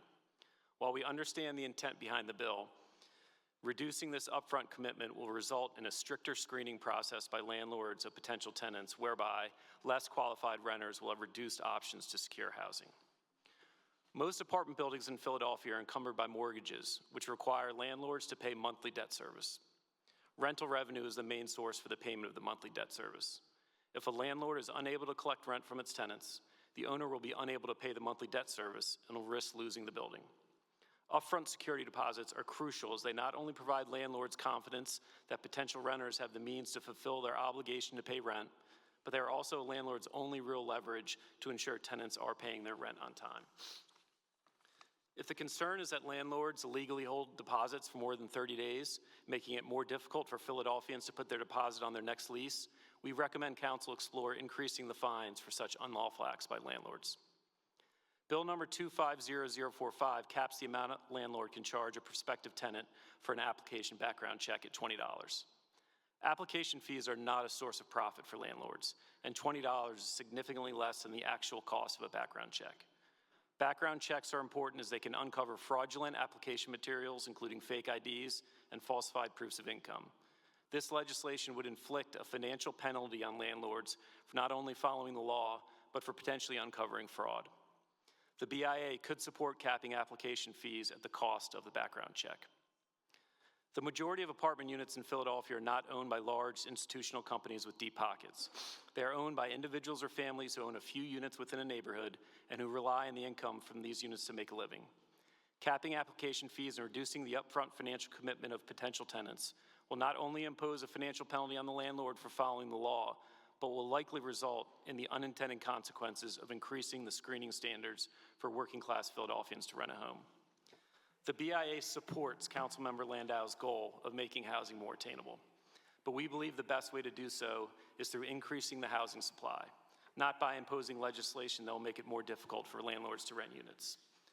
The BIA has offered to continue discussing potential amendments with the sponsor and is hopeful that a common-sense compromise can be reached that honors the intent of both bills while not creating additional regulations. We are open to discussions and confident we can achieve reasonable solutions together. One more thing, we think a panel such as this is very important, and the best legislation comes when there's opinions from both sides. So we were surprised to see that the official testimony was only of those who support the legislation. We would recommend going forward that we see testimony from both sides and can come from a reasonable compromise. Thank you. I appreciate your comment. I did want to respond to the notion that the affordable housing crisis is only a supply issue. During the mayor's speech, we heard a lot about luxury units in Center City that are sitting vacant. So it's not just a supply issue. We also need to have landlords that are willing to work with us, because the supply and demand answer to vacant units is lowering your rents. But thank you so much for commenting. Appreciate it.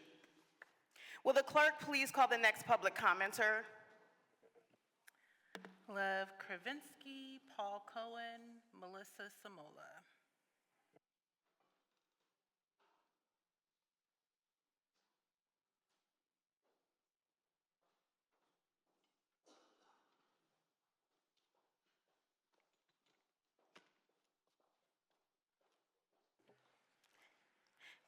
Good afternoon.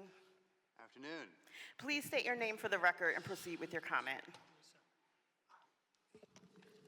I'm Lev Kravitsky. I'm on the board of the Apartment Association, and I'm here to offer some suggestions on these bills and register concerns that I have as to the effects that these bills may have on housing affordability. So to begin with, I want to say I do support, of course, the underlying idea here and the cause, the theme behind these bills, and I don't want to be taken as someone who is against all housing legislation. I support both of your efforts, for instance, on accessory dwelling units, which I think is a fantastic supply-driven economic policy that would decrease costs for renters, as well as the recent legislation you've proposed around expediting the process for affordable units, going through the permitting process and the process with L&I. As far as the bills today, I have a clear concern with the deposit legislation, which is that I think the second order effect will be to reduce the availability for the most vulnerable population in Philadelphia, which is to say those who are on the border of having credit that passes background checks, screening checks, or having income to rent a unit. What I mean by that is the comment that Seth made in his testimony earlier, that he, for instance, overlooks certain things on credit reports and would be nervous about doing so if this legislation was passed. I think that is a tremendous effect that you'll see across the majority of housing providers in the city, which is to say that most housing providers who today charge, for instance, half a month's rent or 1 month's rent or $1,000 deposits, if told they have to take on additional credit risk around an installment payment plan for a deposit, will choose to increase their deposits closer to the statutory maximum. So the statutory maximum, of course, is 2 months. For instance, we charge our median deposit today is $500. We will be under pressure to increase that $500 if we had to take on incremental credit risk of applicants not paying that deposit in monthly installments. So I think the net effect is that for the folks who have good credit and have the income to move in, this bill will help them out a little bit. Not that they need the help, but they'll pay a smaller deposit. And for the folks who have a 550 credit score or don't, just barely make the income qualifications, I think many housing providers will increase their criteria on screening and deposit amounts, which will effectively remove for thousands of Philadelphians the option of affordable housing. I also want to add, just on the deposit legislation, we talked about other programs today. I think there was a great story earlier by an Please take the next 30 seconds and summarize. Yeah. There was a great concept from an advocate of the bill to about a housing voucher recipient who did not have funds for a deposit. I'd like to suggest that City Council would get tremendous buy-in from the industry and effect on housing affordability if they funded PHA to pay for security deposits, because currently PHA vouchers do not give any kind of deposit assistance except in small number of emergency situations, and those voucher holders effectively can't rent at almost any apartment in the city because they do not have the money for deposits. So I'd like to collaborate with the council members in the future on this bill and hopefully find some common sense compromises. Thank you so much for your comment today. Please state your name for the record and proceed with your comment. Good morning. My name is Melissa Samola. I'm in-house counsel with University City Housing Company and also a member of the Pennsylvania Apartment Association. I am here, as stated, the PAA opposes these two bills in their current forms. We do remain committed to working with council to come up with amendments that would be more desirable for both housing providers, landlords, and the industry as a whole. I would like to point out that I think at least most members of the Pennsylvania Apartment Association are not requesting that first month's and last month's plus security at the time of move-in. I can speak from, for our company, the vast majority of our residents are not required to pay that last month's rent, but we really do rely on it for applicants who may have little or no credit, short employment history, facing financial difficulties. And what we do is, it gives us the confidence, the ability to collect that additional month, gives us the confidence to rent to some of those individuals.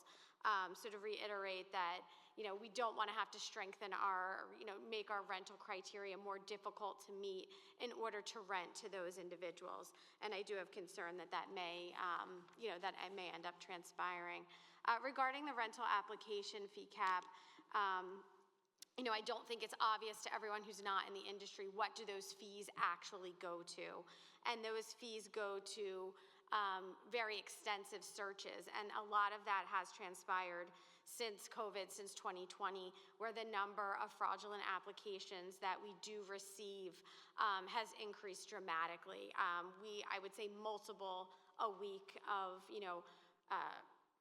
flat-out fraudulent IDs, doctored up financial documents, W-2s, bank statements, and the searches that we are completing at this point are quite extensive. Definitely exceed $20 in and of themselves. And I just want to point out there's still an administrative expense that we incur because in order to comply with the Renters Access Act, we are not able to just take that report and make a decision regarding whether or not to rent to an applicant. We still need to conduct that individualized assessment. And in order to do that, we're incurring administrative fees on top of the $20.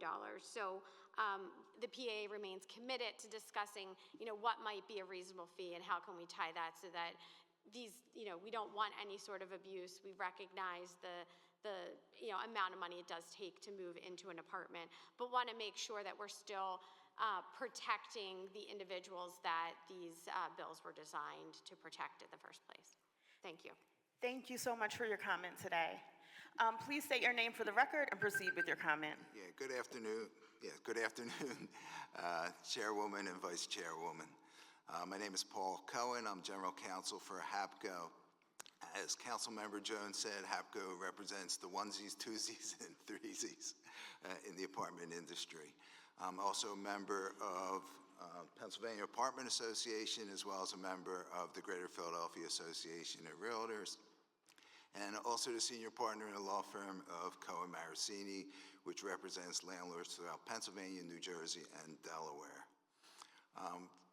Thank you for giving me the opportunity to testify today. I know I only have 2 minutes, as the other gentleman had said. We would appreciate in the future if we'd be put on a panel like we used to be done in the past.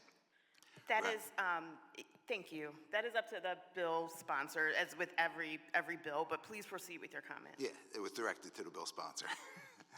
The other thing I would like to say with regard to this procedure, I want to note on the record that I object to the fact that, in my opinion, the way a quorum should be done is there should be enough members of the actual committee. Please comment on the comment on the legislation. These are comments about rules of council. We would appreciate you to comment on the legislation at hand. I understand that. I just wanted to be on the record that I object to the whole procedure and how this is taking place, so that it's clear that I don't believe that this was properly handled. That is incorrect. We established a quorum according to the rules of council. Please proceed with your comments. I understand the technical distinction. I want the record to also reflect that the quorum was established through a council member who, as soon as the quorum was established, has left. I also want the record to reflect that we're here now. The 2 minutes is up. Thank you so much. Will the clerk please call the next person to comment? The time is up. I am the chair of this committee. The 2 minutes was used to comment on what he wanted to comment on. Please call the next public commenter. Stephen Shintaman, Dr. Mark Roche, Camille Pearsall. Thank you.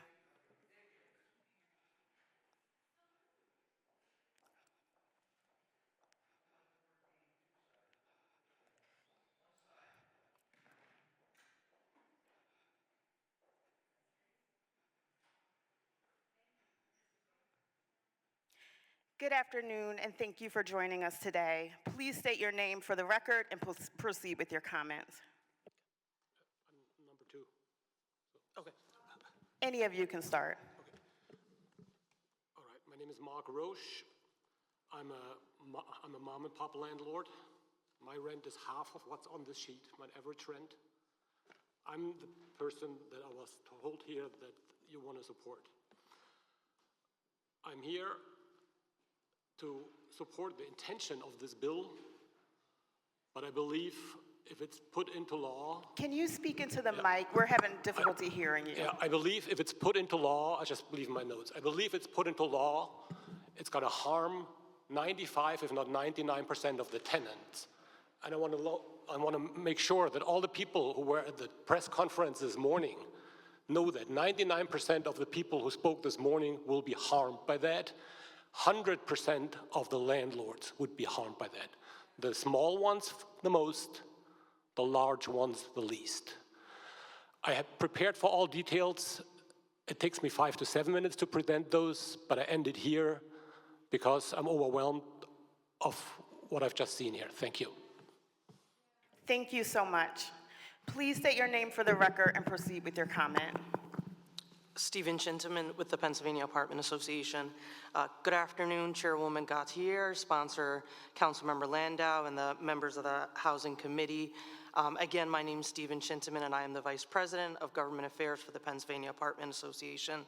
PAA represents over 305,000 units and 316 property management companies across the Commonwealth. Locally here in Philadelphia, we represent over 38,000 units and 49 property management companies. I'd like to thank you for the opportunity to testify today on Bills 250-044 and 250-045. I know that the committee has a copy of my testimony, so I'll just bounce around here.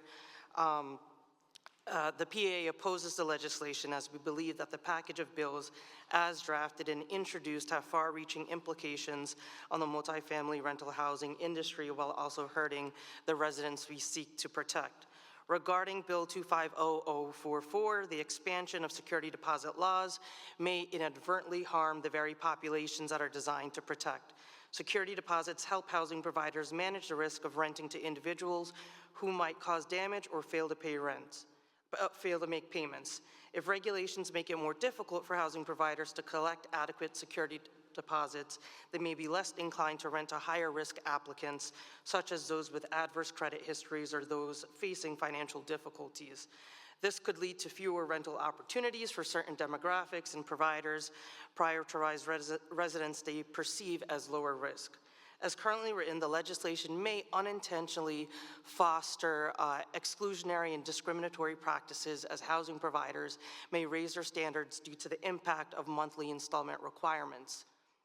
Furthermore, many small housing providers operate on a narrow profit margins and are unable to absorb unexpected rent, repair costs, or unpaid rent. Security deposits offer them a crucial safety net, allowing them to continue renting without facing any significant losses.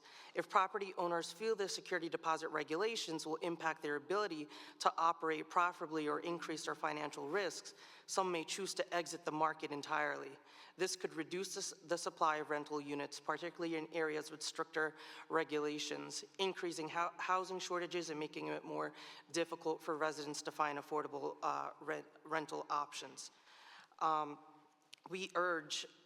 PA urges this committee to hold Bill 250044 and thoroughly review the proposed amendments we offered to the sponsor's office.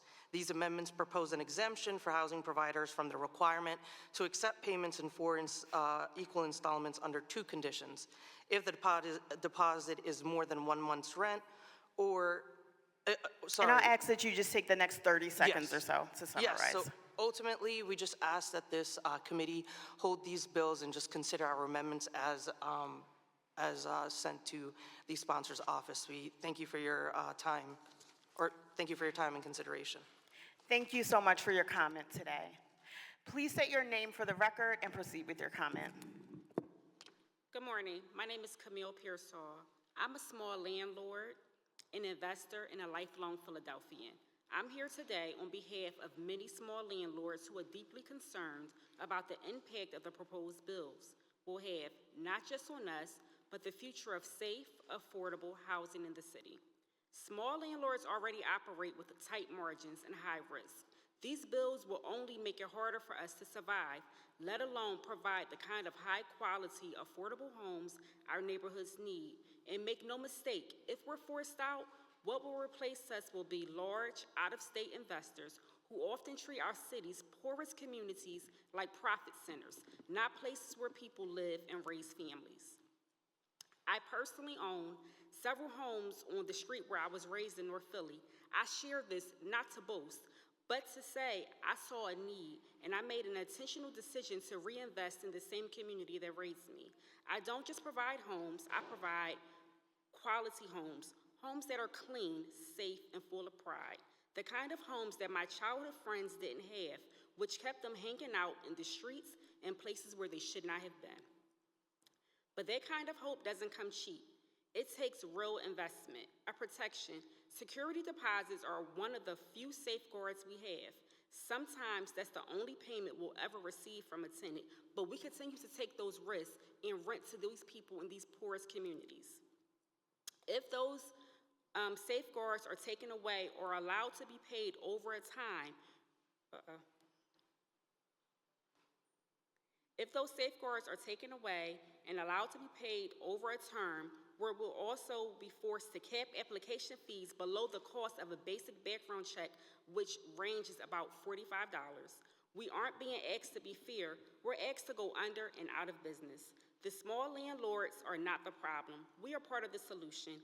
We don't put these types of limits on the tools we need to protect what we've built, not just for us, but for the families who count on us. Thank you so much for sharing your comment today. Thanks to all of you. Will the clerk please call the next public commenter? Alexia Clark, Daniel Harvey, Stanley Daniels, Bill Vargas.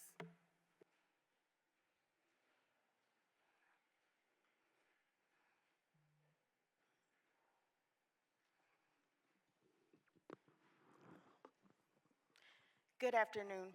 Please state your name for the record and proceed with your comment. Good afternoon. My name is Stanley Daniel. I am a licensed realtor, a property manager. I have over 100 tenants. And I also wrote a book on real estate investing. Please sit down. I know your objective is to have lower rents. As a real estate investor and a property manager, I want lower rents also. Because if I can take a property and rent it for $1,500 a month instead of $1,800 a month and have the same profit, I would have that many more people that I could rent to. I have a question that you don't have to answer, but I'm going to ask it anyway. I wonder how many members of City Council have rental properties, because I don't like the bill that's proposed here, but I'm not going to sit here and give you all the little dollar and cents things that my previous colleagues gave you. I'm going to tell you why I don't like the bill, because it raises my cost of doing business, and that raises the rents, and you should not like the bill for the same reason. Anything that affects the landlords raises rents and is counterproductive to what you're trying to do.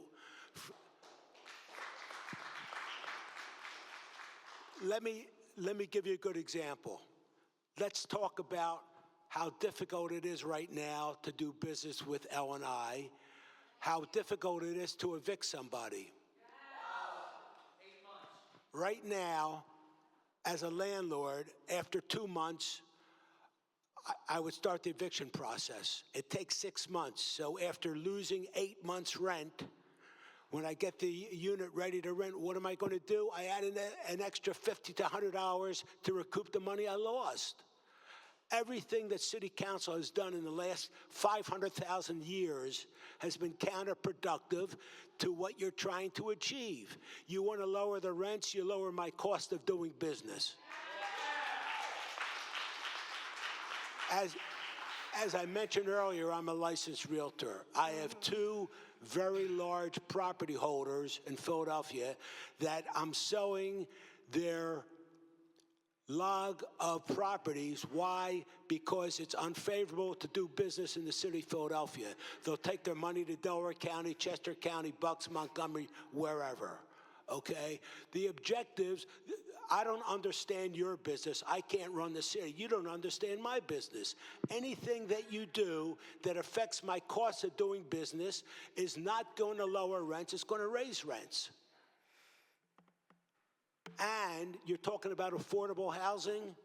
I have sent every member of City Council numerous emails offering free housing to the homeless. Thank you so much. You think I've gotten any replies? I did reply to you, but please take the next 20 seconds or so and summarize. Yeah, okay. So you know, the talk here is affordable housing, fine, but you don't know how to do it. And you have to listen to us. Anything you do that raises my cost is going to raise the rents. Thank you. Thank you so much for your comments today. Good afternoon. Please state your name for the record and proceed with your comment. Good afternoon. My name is Alexia Clark, and I'm the Executive Director at Covenant House, Pennsylvania. Thank you for the opportunity to speak this afternoon. At Covenant House, Pennsylvania, we work every day with young people 18 to 24 navigating complex housing challenges, specifically homelessness and exiting human trafficking. Many are resilient and striving for stability, working, attending school, and building their futures, yet they often face significant barriers when seeking housing. High application fees and substantial upfront security deposits can make securing an apartment feel unattainable.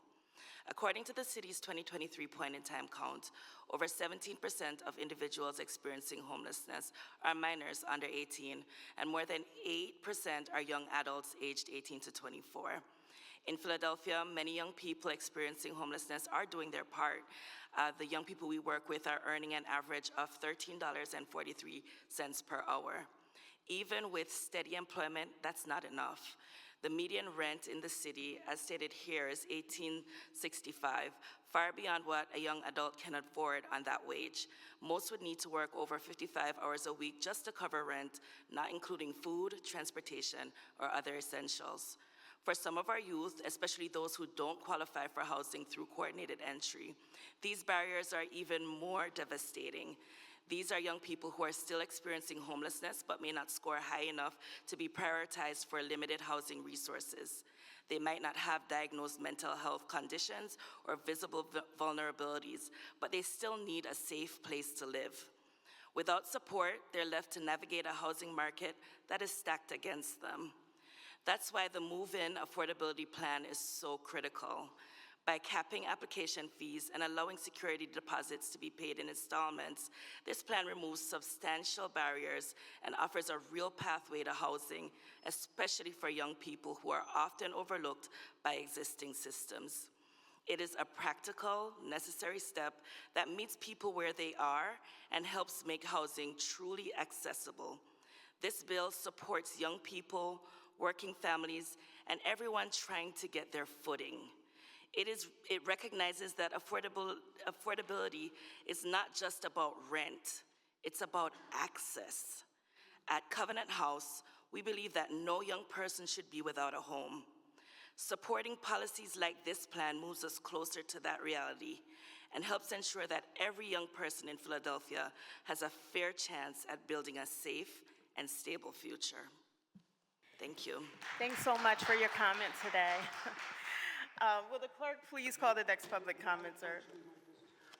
Thank you so much.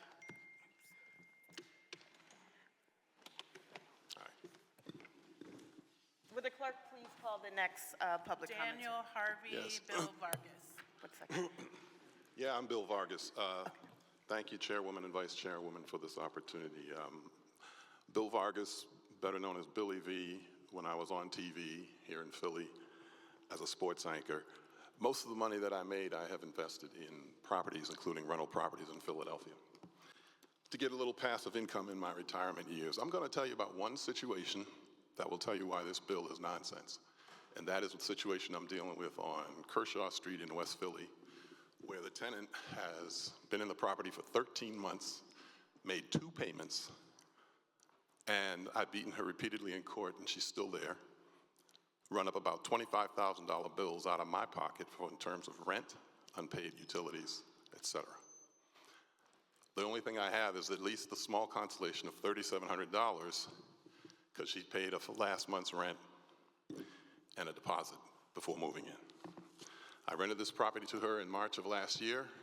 She wanted both ends of a duplex, $2,000 a month.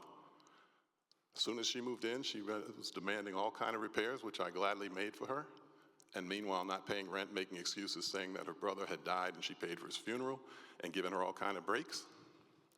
And finally, after showing her who I was and giving her those breaks, and she kept showing me who she was and making excuses for not paying, I filed for eviction, gave her a 10-day notice.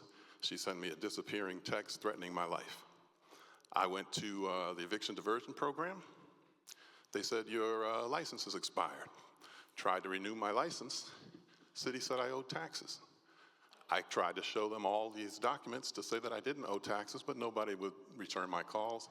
I gave it to my accountant. Nobody returned his calls. It's the city of Philadelphia. This is how it operates. So I finally realized I'm fighting to not pay $650, and this woman's living rent-free in my apartment for $2,000 a month, so I might have just capitulate whether I'm right or wrong, so I paid it. Now we go through eviction diversion. That's another month of unpaid rent. No money came out of it, another $2,000 out of my pocket. I go to the eviction program in municipal court. I file. They said, well, where's your certificate of rental suitability?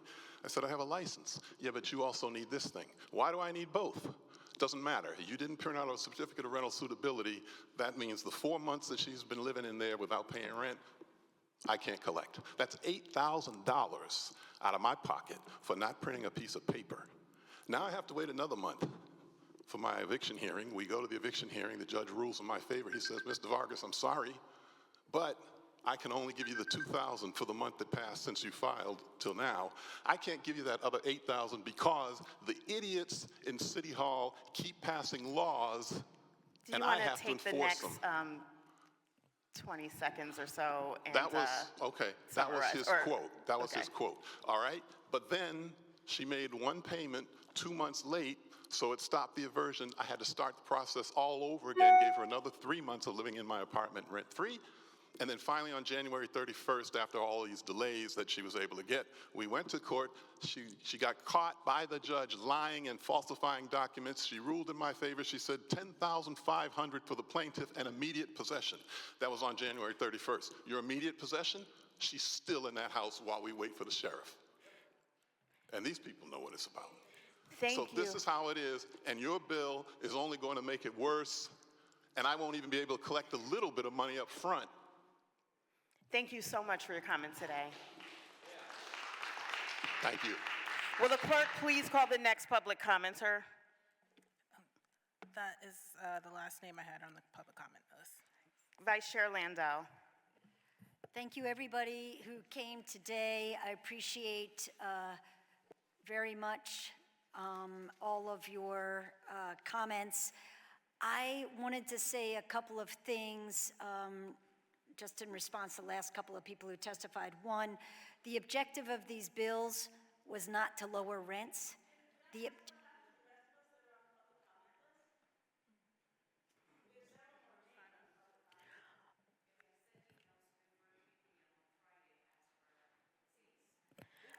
Okay, we're operating with the list that we currently have, but people can sign up if they're not signed up.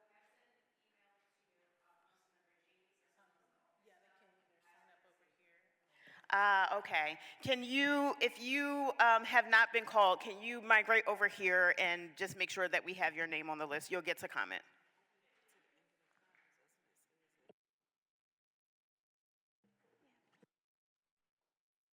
Vice Chair Landau. Continue where I was, which was to say the objective of these laws, of these bills, is not to lower rents. The objectives of these bills was to just ease the move-in costs to make it affordable and manageable for people. I also wanted to take an opportunity to thank the small landlords who are keeping rents at a low cost. We know that you are essential here in Philadelphia. We appreciate you very much.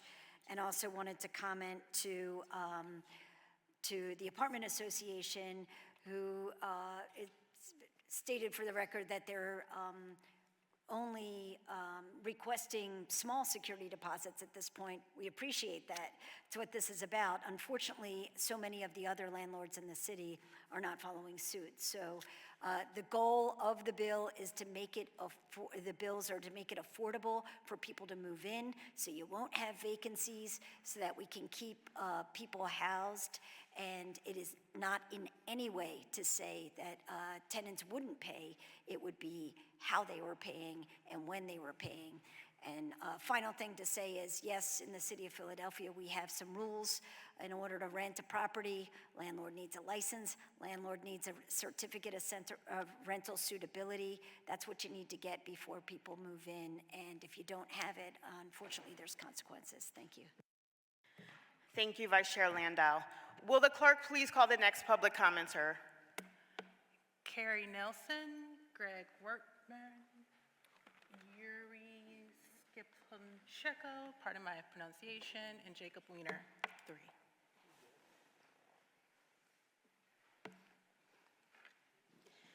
Good afternoon. Please state your name for the record and proceed with your comment. Good afternoon. My name is Yuri Skipchenko. I'm a small business owner. I'm the first-generation immigrant. I'm representative of the LGBT community, and I represent a lot of small mom-and-pop landlords because I manage properties for them in the city of Philadelphia. And I don't want to repeat everything that my colleagues already said, but I spoke to my clients about these bills before. And first, to mention that I do not know where this number is coming from, 1,865. Our rents across all of our landlords that we manage for, again, the small mom-and-pop landlords, around $1,400, and that's in Philadelphia. I'm sorry, can you speak into the mic more so that we can capture your testimony? Sure. Yeah, so our average rent across all of our Philadelphia landlords around $1,400, which is much lower than this. And when I spoke to my clients about your bills that you're proposing for the application fee and for the moving costs, which they sound great, everybody likes that. everybody wants to provide fair housing to our people. Everybody wants to have smaller rents. However, those bills will affect all of our landlords. Half of them told me if that's going to happen, we either will have to collect additional security deposit, which we do not do now, that will allow us to at least collect a little bit more money up front, which will hurt the tenants because they will have to come up with extra months of rent. And the other half of them told me that, hey, if this is going to happen, we will have to sell our houses. And if they're selling houses, somebody out of state will buy them. Somebody will flip them. Somebody will get rid of that $1,400 affordable rent that we have right now. And you're not going to get what you're looking for with that. Thank you so much for your comment today. Good afternoon. Please state your name for the record and proceed with your comment. Hi, I'm Carrie Nelson, and thank you all for letting us testify. Since we weren't on your list, we do appreciate that. I'm actually going to change what I was going to tell you. I will tell you just a little bit about myself, though. So I started out like some of the tenants we've heard here. In fact, my husband and I lived in a tent for a while before we could finally afford a house. And it took many years until we managed to graduate from the little apartment to the next little place, finally bought a home. But as soon as we did, and I had an income that could actually support us, I realized that we were never going to beat what we called the time-money continuum. All the bills came in, always faster than the paychecks, and that was not going to work. So I had to figure out a way to get us a more stable and balanced income stream.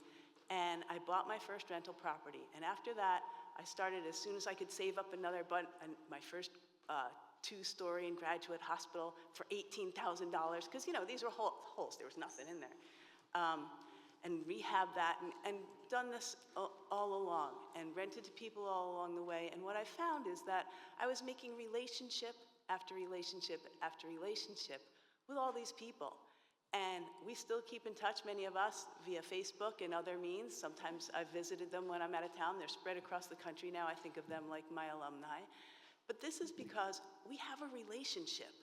And what happens when you all lay down certain rules, especially rules that repeatedly send a message that all landlords are evil and must be fought at all times and watch out for them because they'll sneak up behind you and get you. It destroys that relationship. And what we're doing as housing providers is, for most of us, many people only have one house, 2 houses. I have 13. I did a building.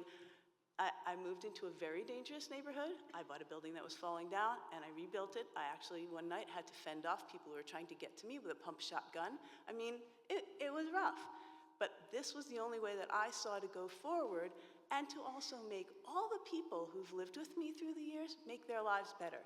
I work with every tenant through every situation and have only ever had to file for eviction once, and the person finally left. But that was after he owed me many thousands of dollars because I kept trying to pick him up and help him go forward. So what I'm saying is... Can I ask that you just 30 seconds summarize? Yes, ma'am. Rather than legislating all the time that in a way that makes tenants think that landlords are evil and think that landlords have to be curbed, it would be really helpful if we could create an environment where we have relationships, not just punitive ones on landlords and not just always giving tenants a free ride, but one where they have to work together.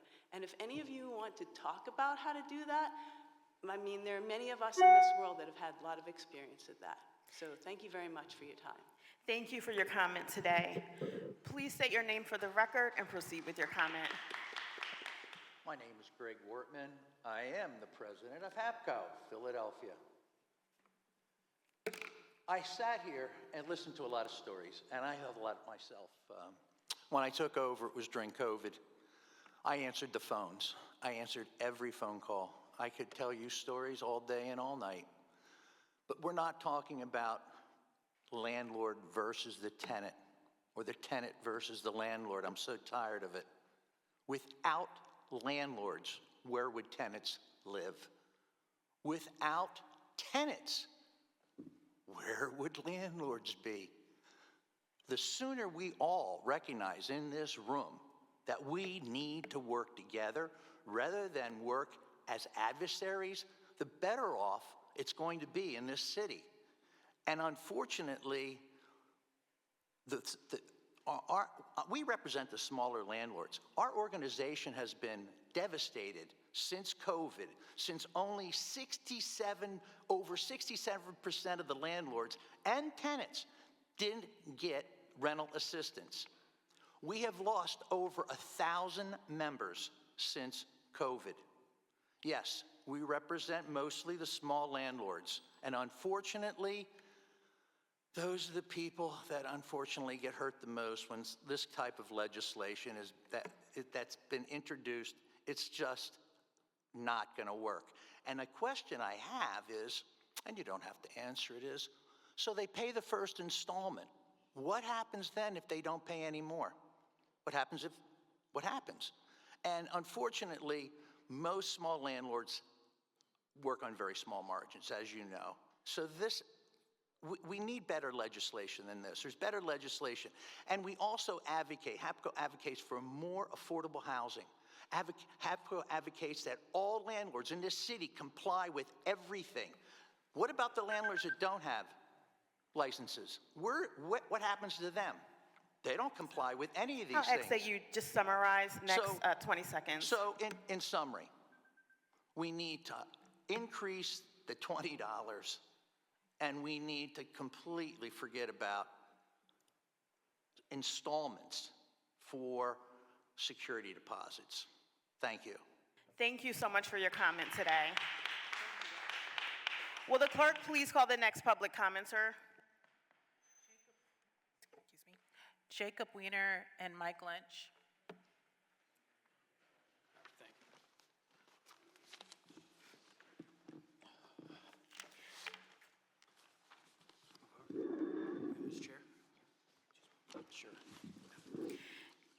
Good afternoon. Please state your name for the record and proceed with your comment. Good morning. My name is Jacob Weiner, and I'm a member of the Onesies, Twosies, Threesies group. I own 6 rental properties in the city of Philadelphia. Thank you for hearing me today, council members. I'm here today to express my unequivocal opposition to the proposed tenant security deposit affordability plan known as MAP, Move-In Affordability Plan, a policy that is not only short-sighted but fundamentally dangerous to the rights and livelihoods of rental property owners. This plan does not create balance, does not create fairness.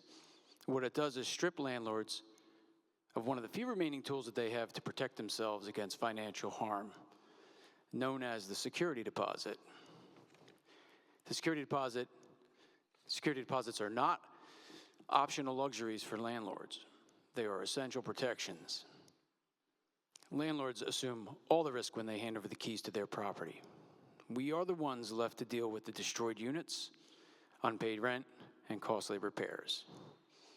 We are the ones left to suggest that this vital protection should be controlled by a government agency rather than the property owner is a complete overreach of power. It removes our autonomy, undermines private property rights, and exposes landlords to financial losses with little to no recourse. Let's be clear, this policy will not make housing more affordable. What it will do is drive responsible landlords out of the rental market altogether. It will force those who stay to raise rents, tighten screening criteria, or avoid renting to riskier tenants altogether. The exact opposite of what affordable housing advocates claim to want. Landlords are not banks. We are not insurance companies. And we are certainly not here to subsidize bad policy decisions at our own expense. The proposal fails to recognize that affordability cannot come at the cost of the landlord protections, nor should it. This plan moves forward. If it does, it will send a loud and clear message to property owners. Your rights, your investments, and your ability to protect your property no longer matter. And many of us will respond accordingly. Take the next 30 seconds or so. Sure. By leaving the rental market or increasing costs across the board. This is a bad policy, plain and simple, and I urge you to reject it. Thank you. Thank you for your comment today. Please state your name for the record and proceed with your comment. My name is Michael Lynch, and I'm a landlord. in your district. And I just came to argue with the same thing everybody else has said. I think it's a bad policy. You're suggesting that, and as one of the people defending the tenants' rights said, he asked for his family to help, he asked for his friends to help, he asked for the government to help. There's nobody less to ask but the landlord. And I'd like to suggest that really what we need to be doing is figuring out a way to help the tenant. And I think that one of the ways to do that is to bring jobs to the city. And that's up to you to figure out how to do it. But I think that punishing people because they don't have enough money is not to punish everybody because they don't have enough money, but to figure out ways for them to earn more money. And that's really all I have to say. Thank you so much for your comment today.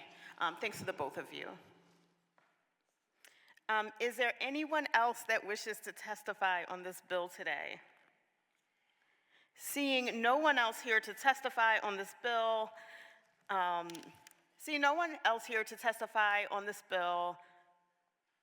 this concludes the business of the Committee on Housing, Neighborhood Development, and the Homeless today. Thank you all very much for your, all bills are going to be held today. And we thank everyone for your attendance and your participation. Yes. Thank you. I just wanted to jump in that, as a sponsor of the bills, I want to thank everybody for their participation in the process. We are going to consider all of your testimony, and as we've already previously before now worked with you, continue to work with you as we move these very important bills forward. Thank you again to the small landlords for being a part of the fabric of Philadelphia. And I end with everybody to say, just a reminder again, that housing discrimination in any form is illegal. This concludes the business of the committee. Thank you so much for coming.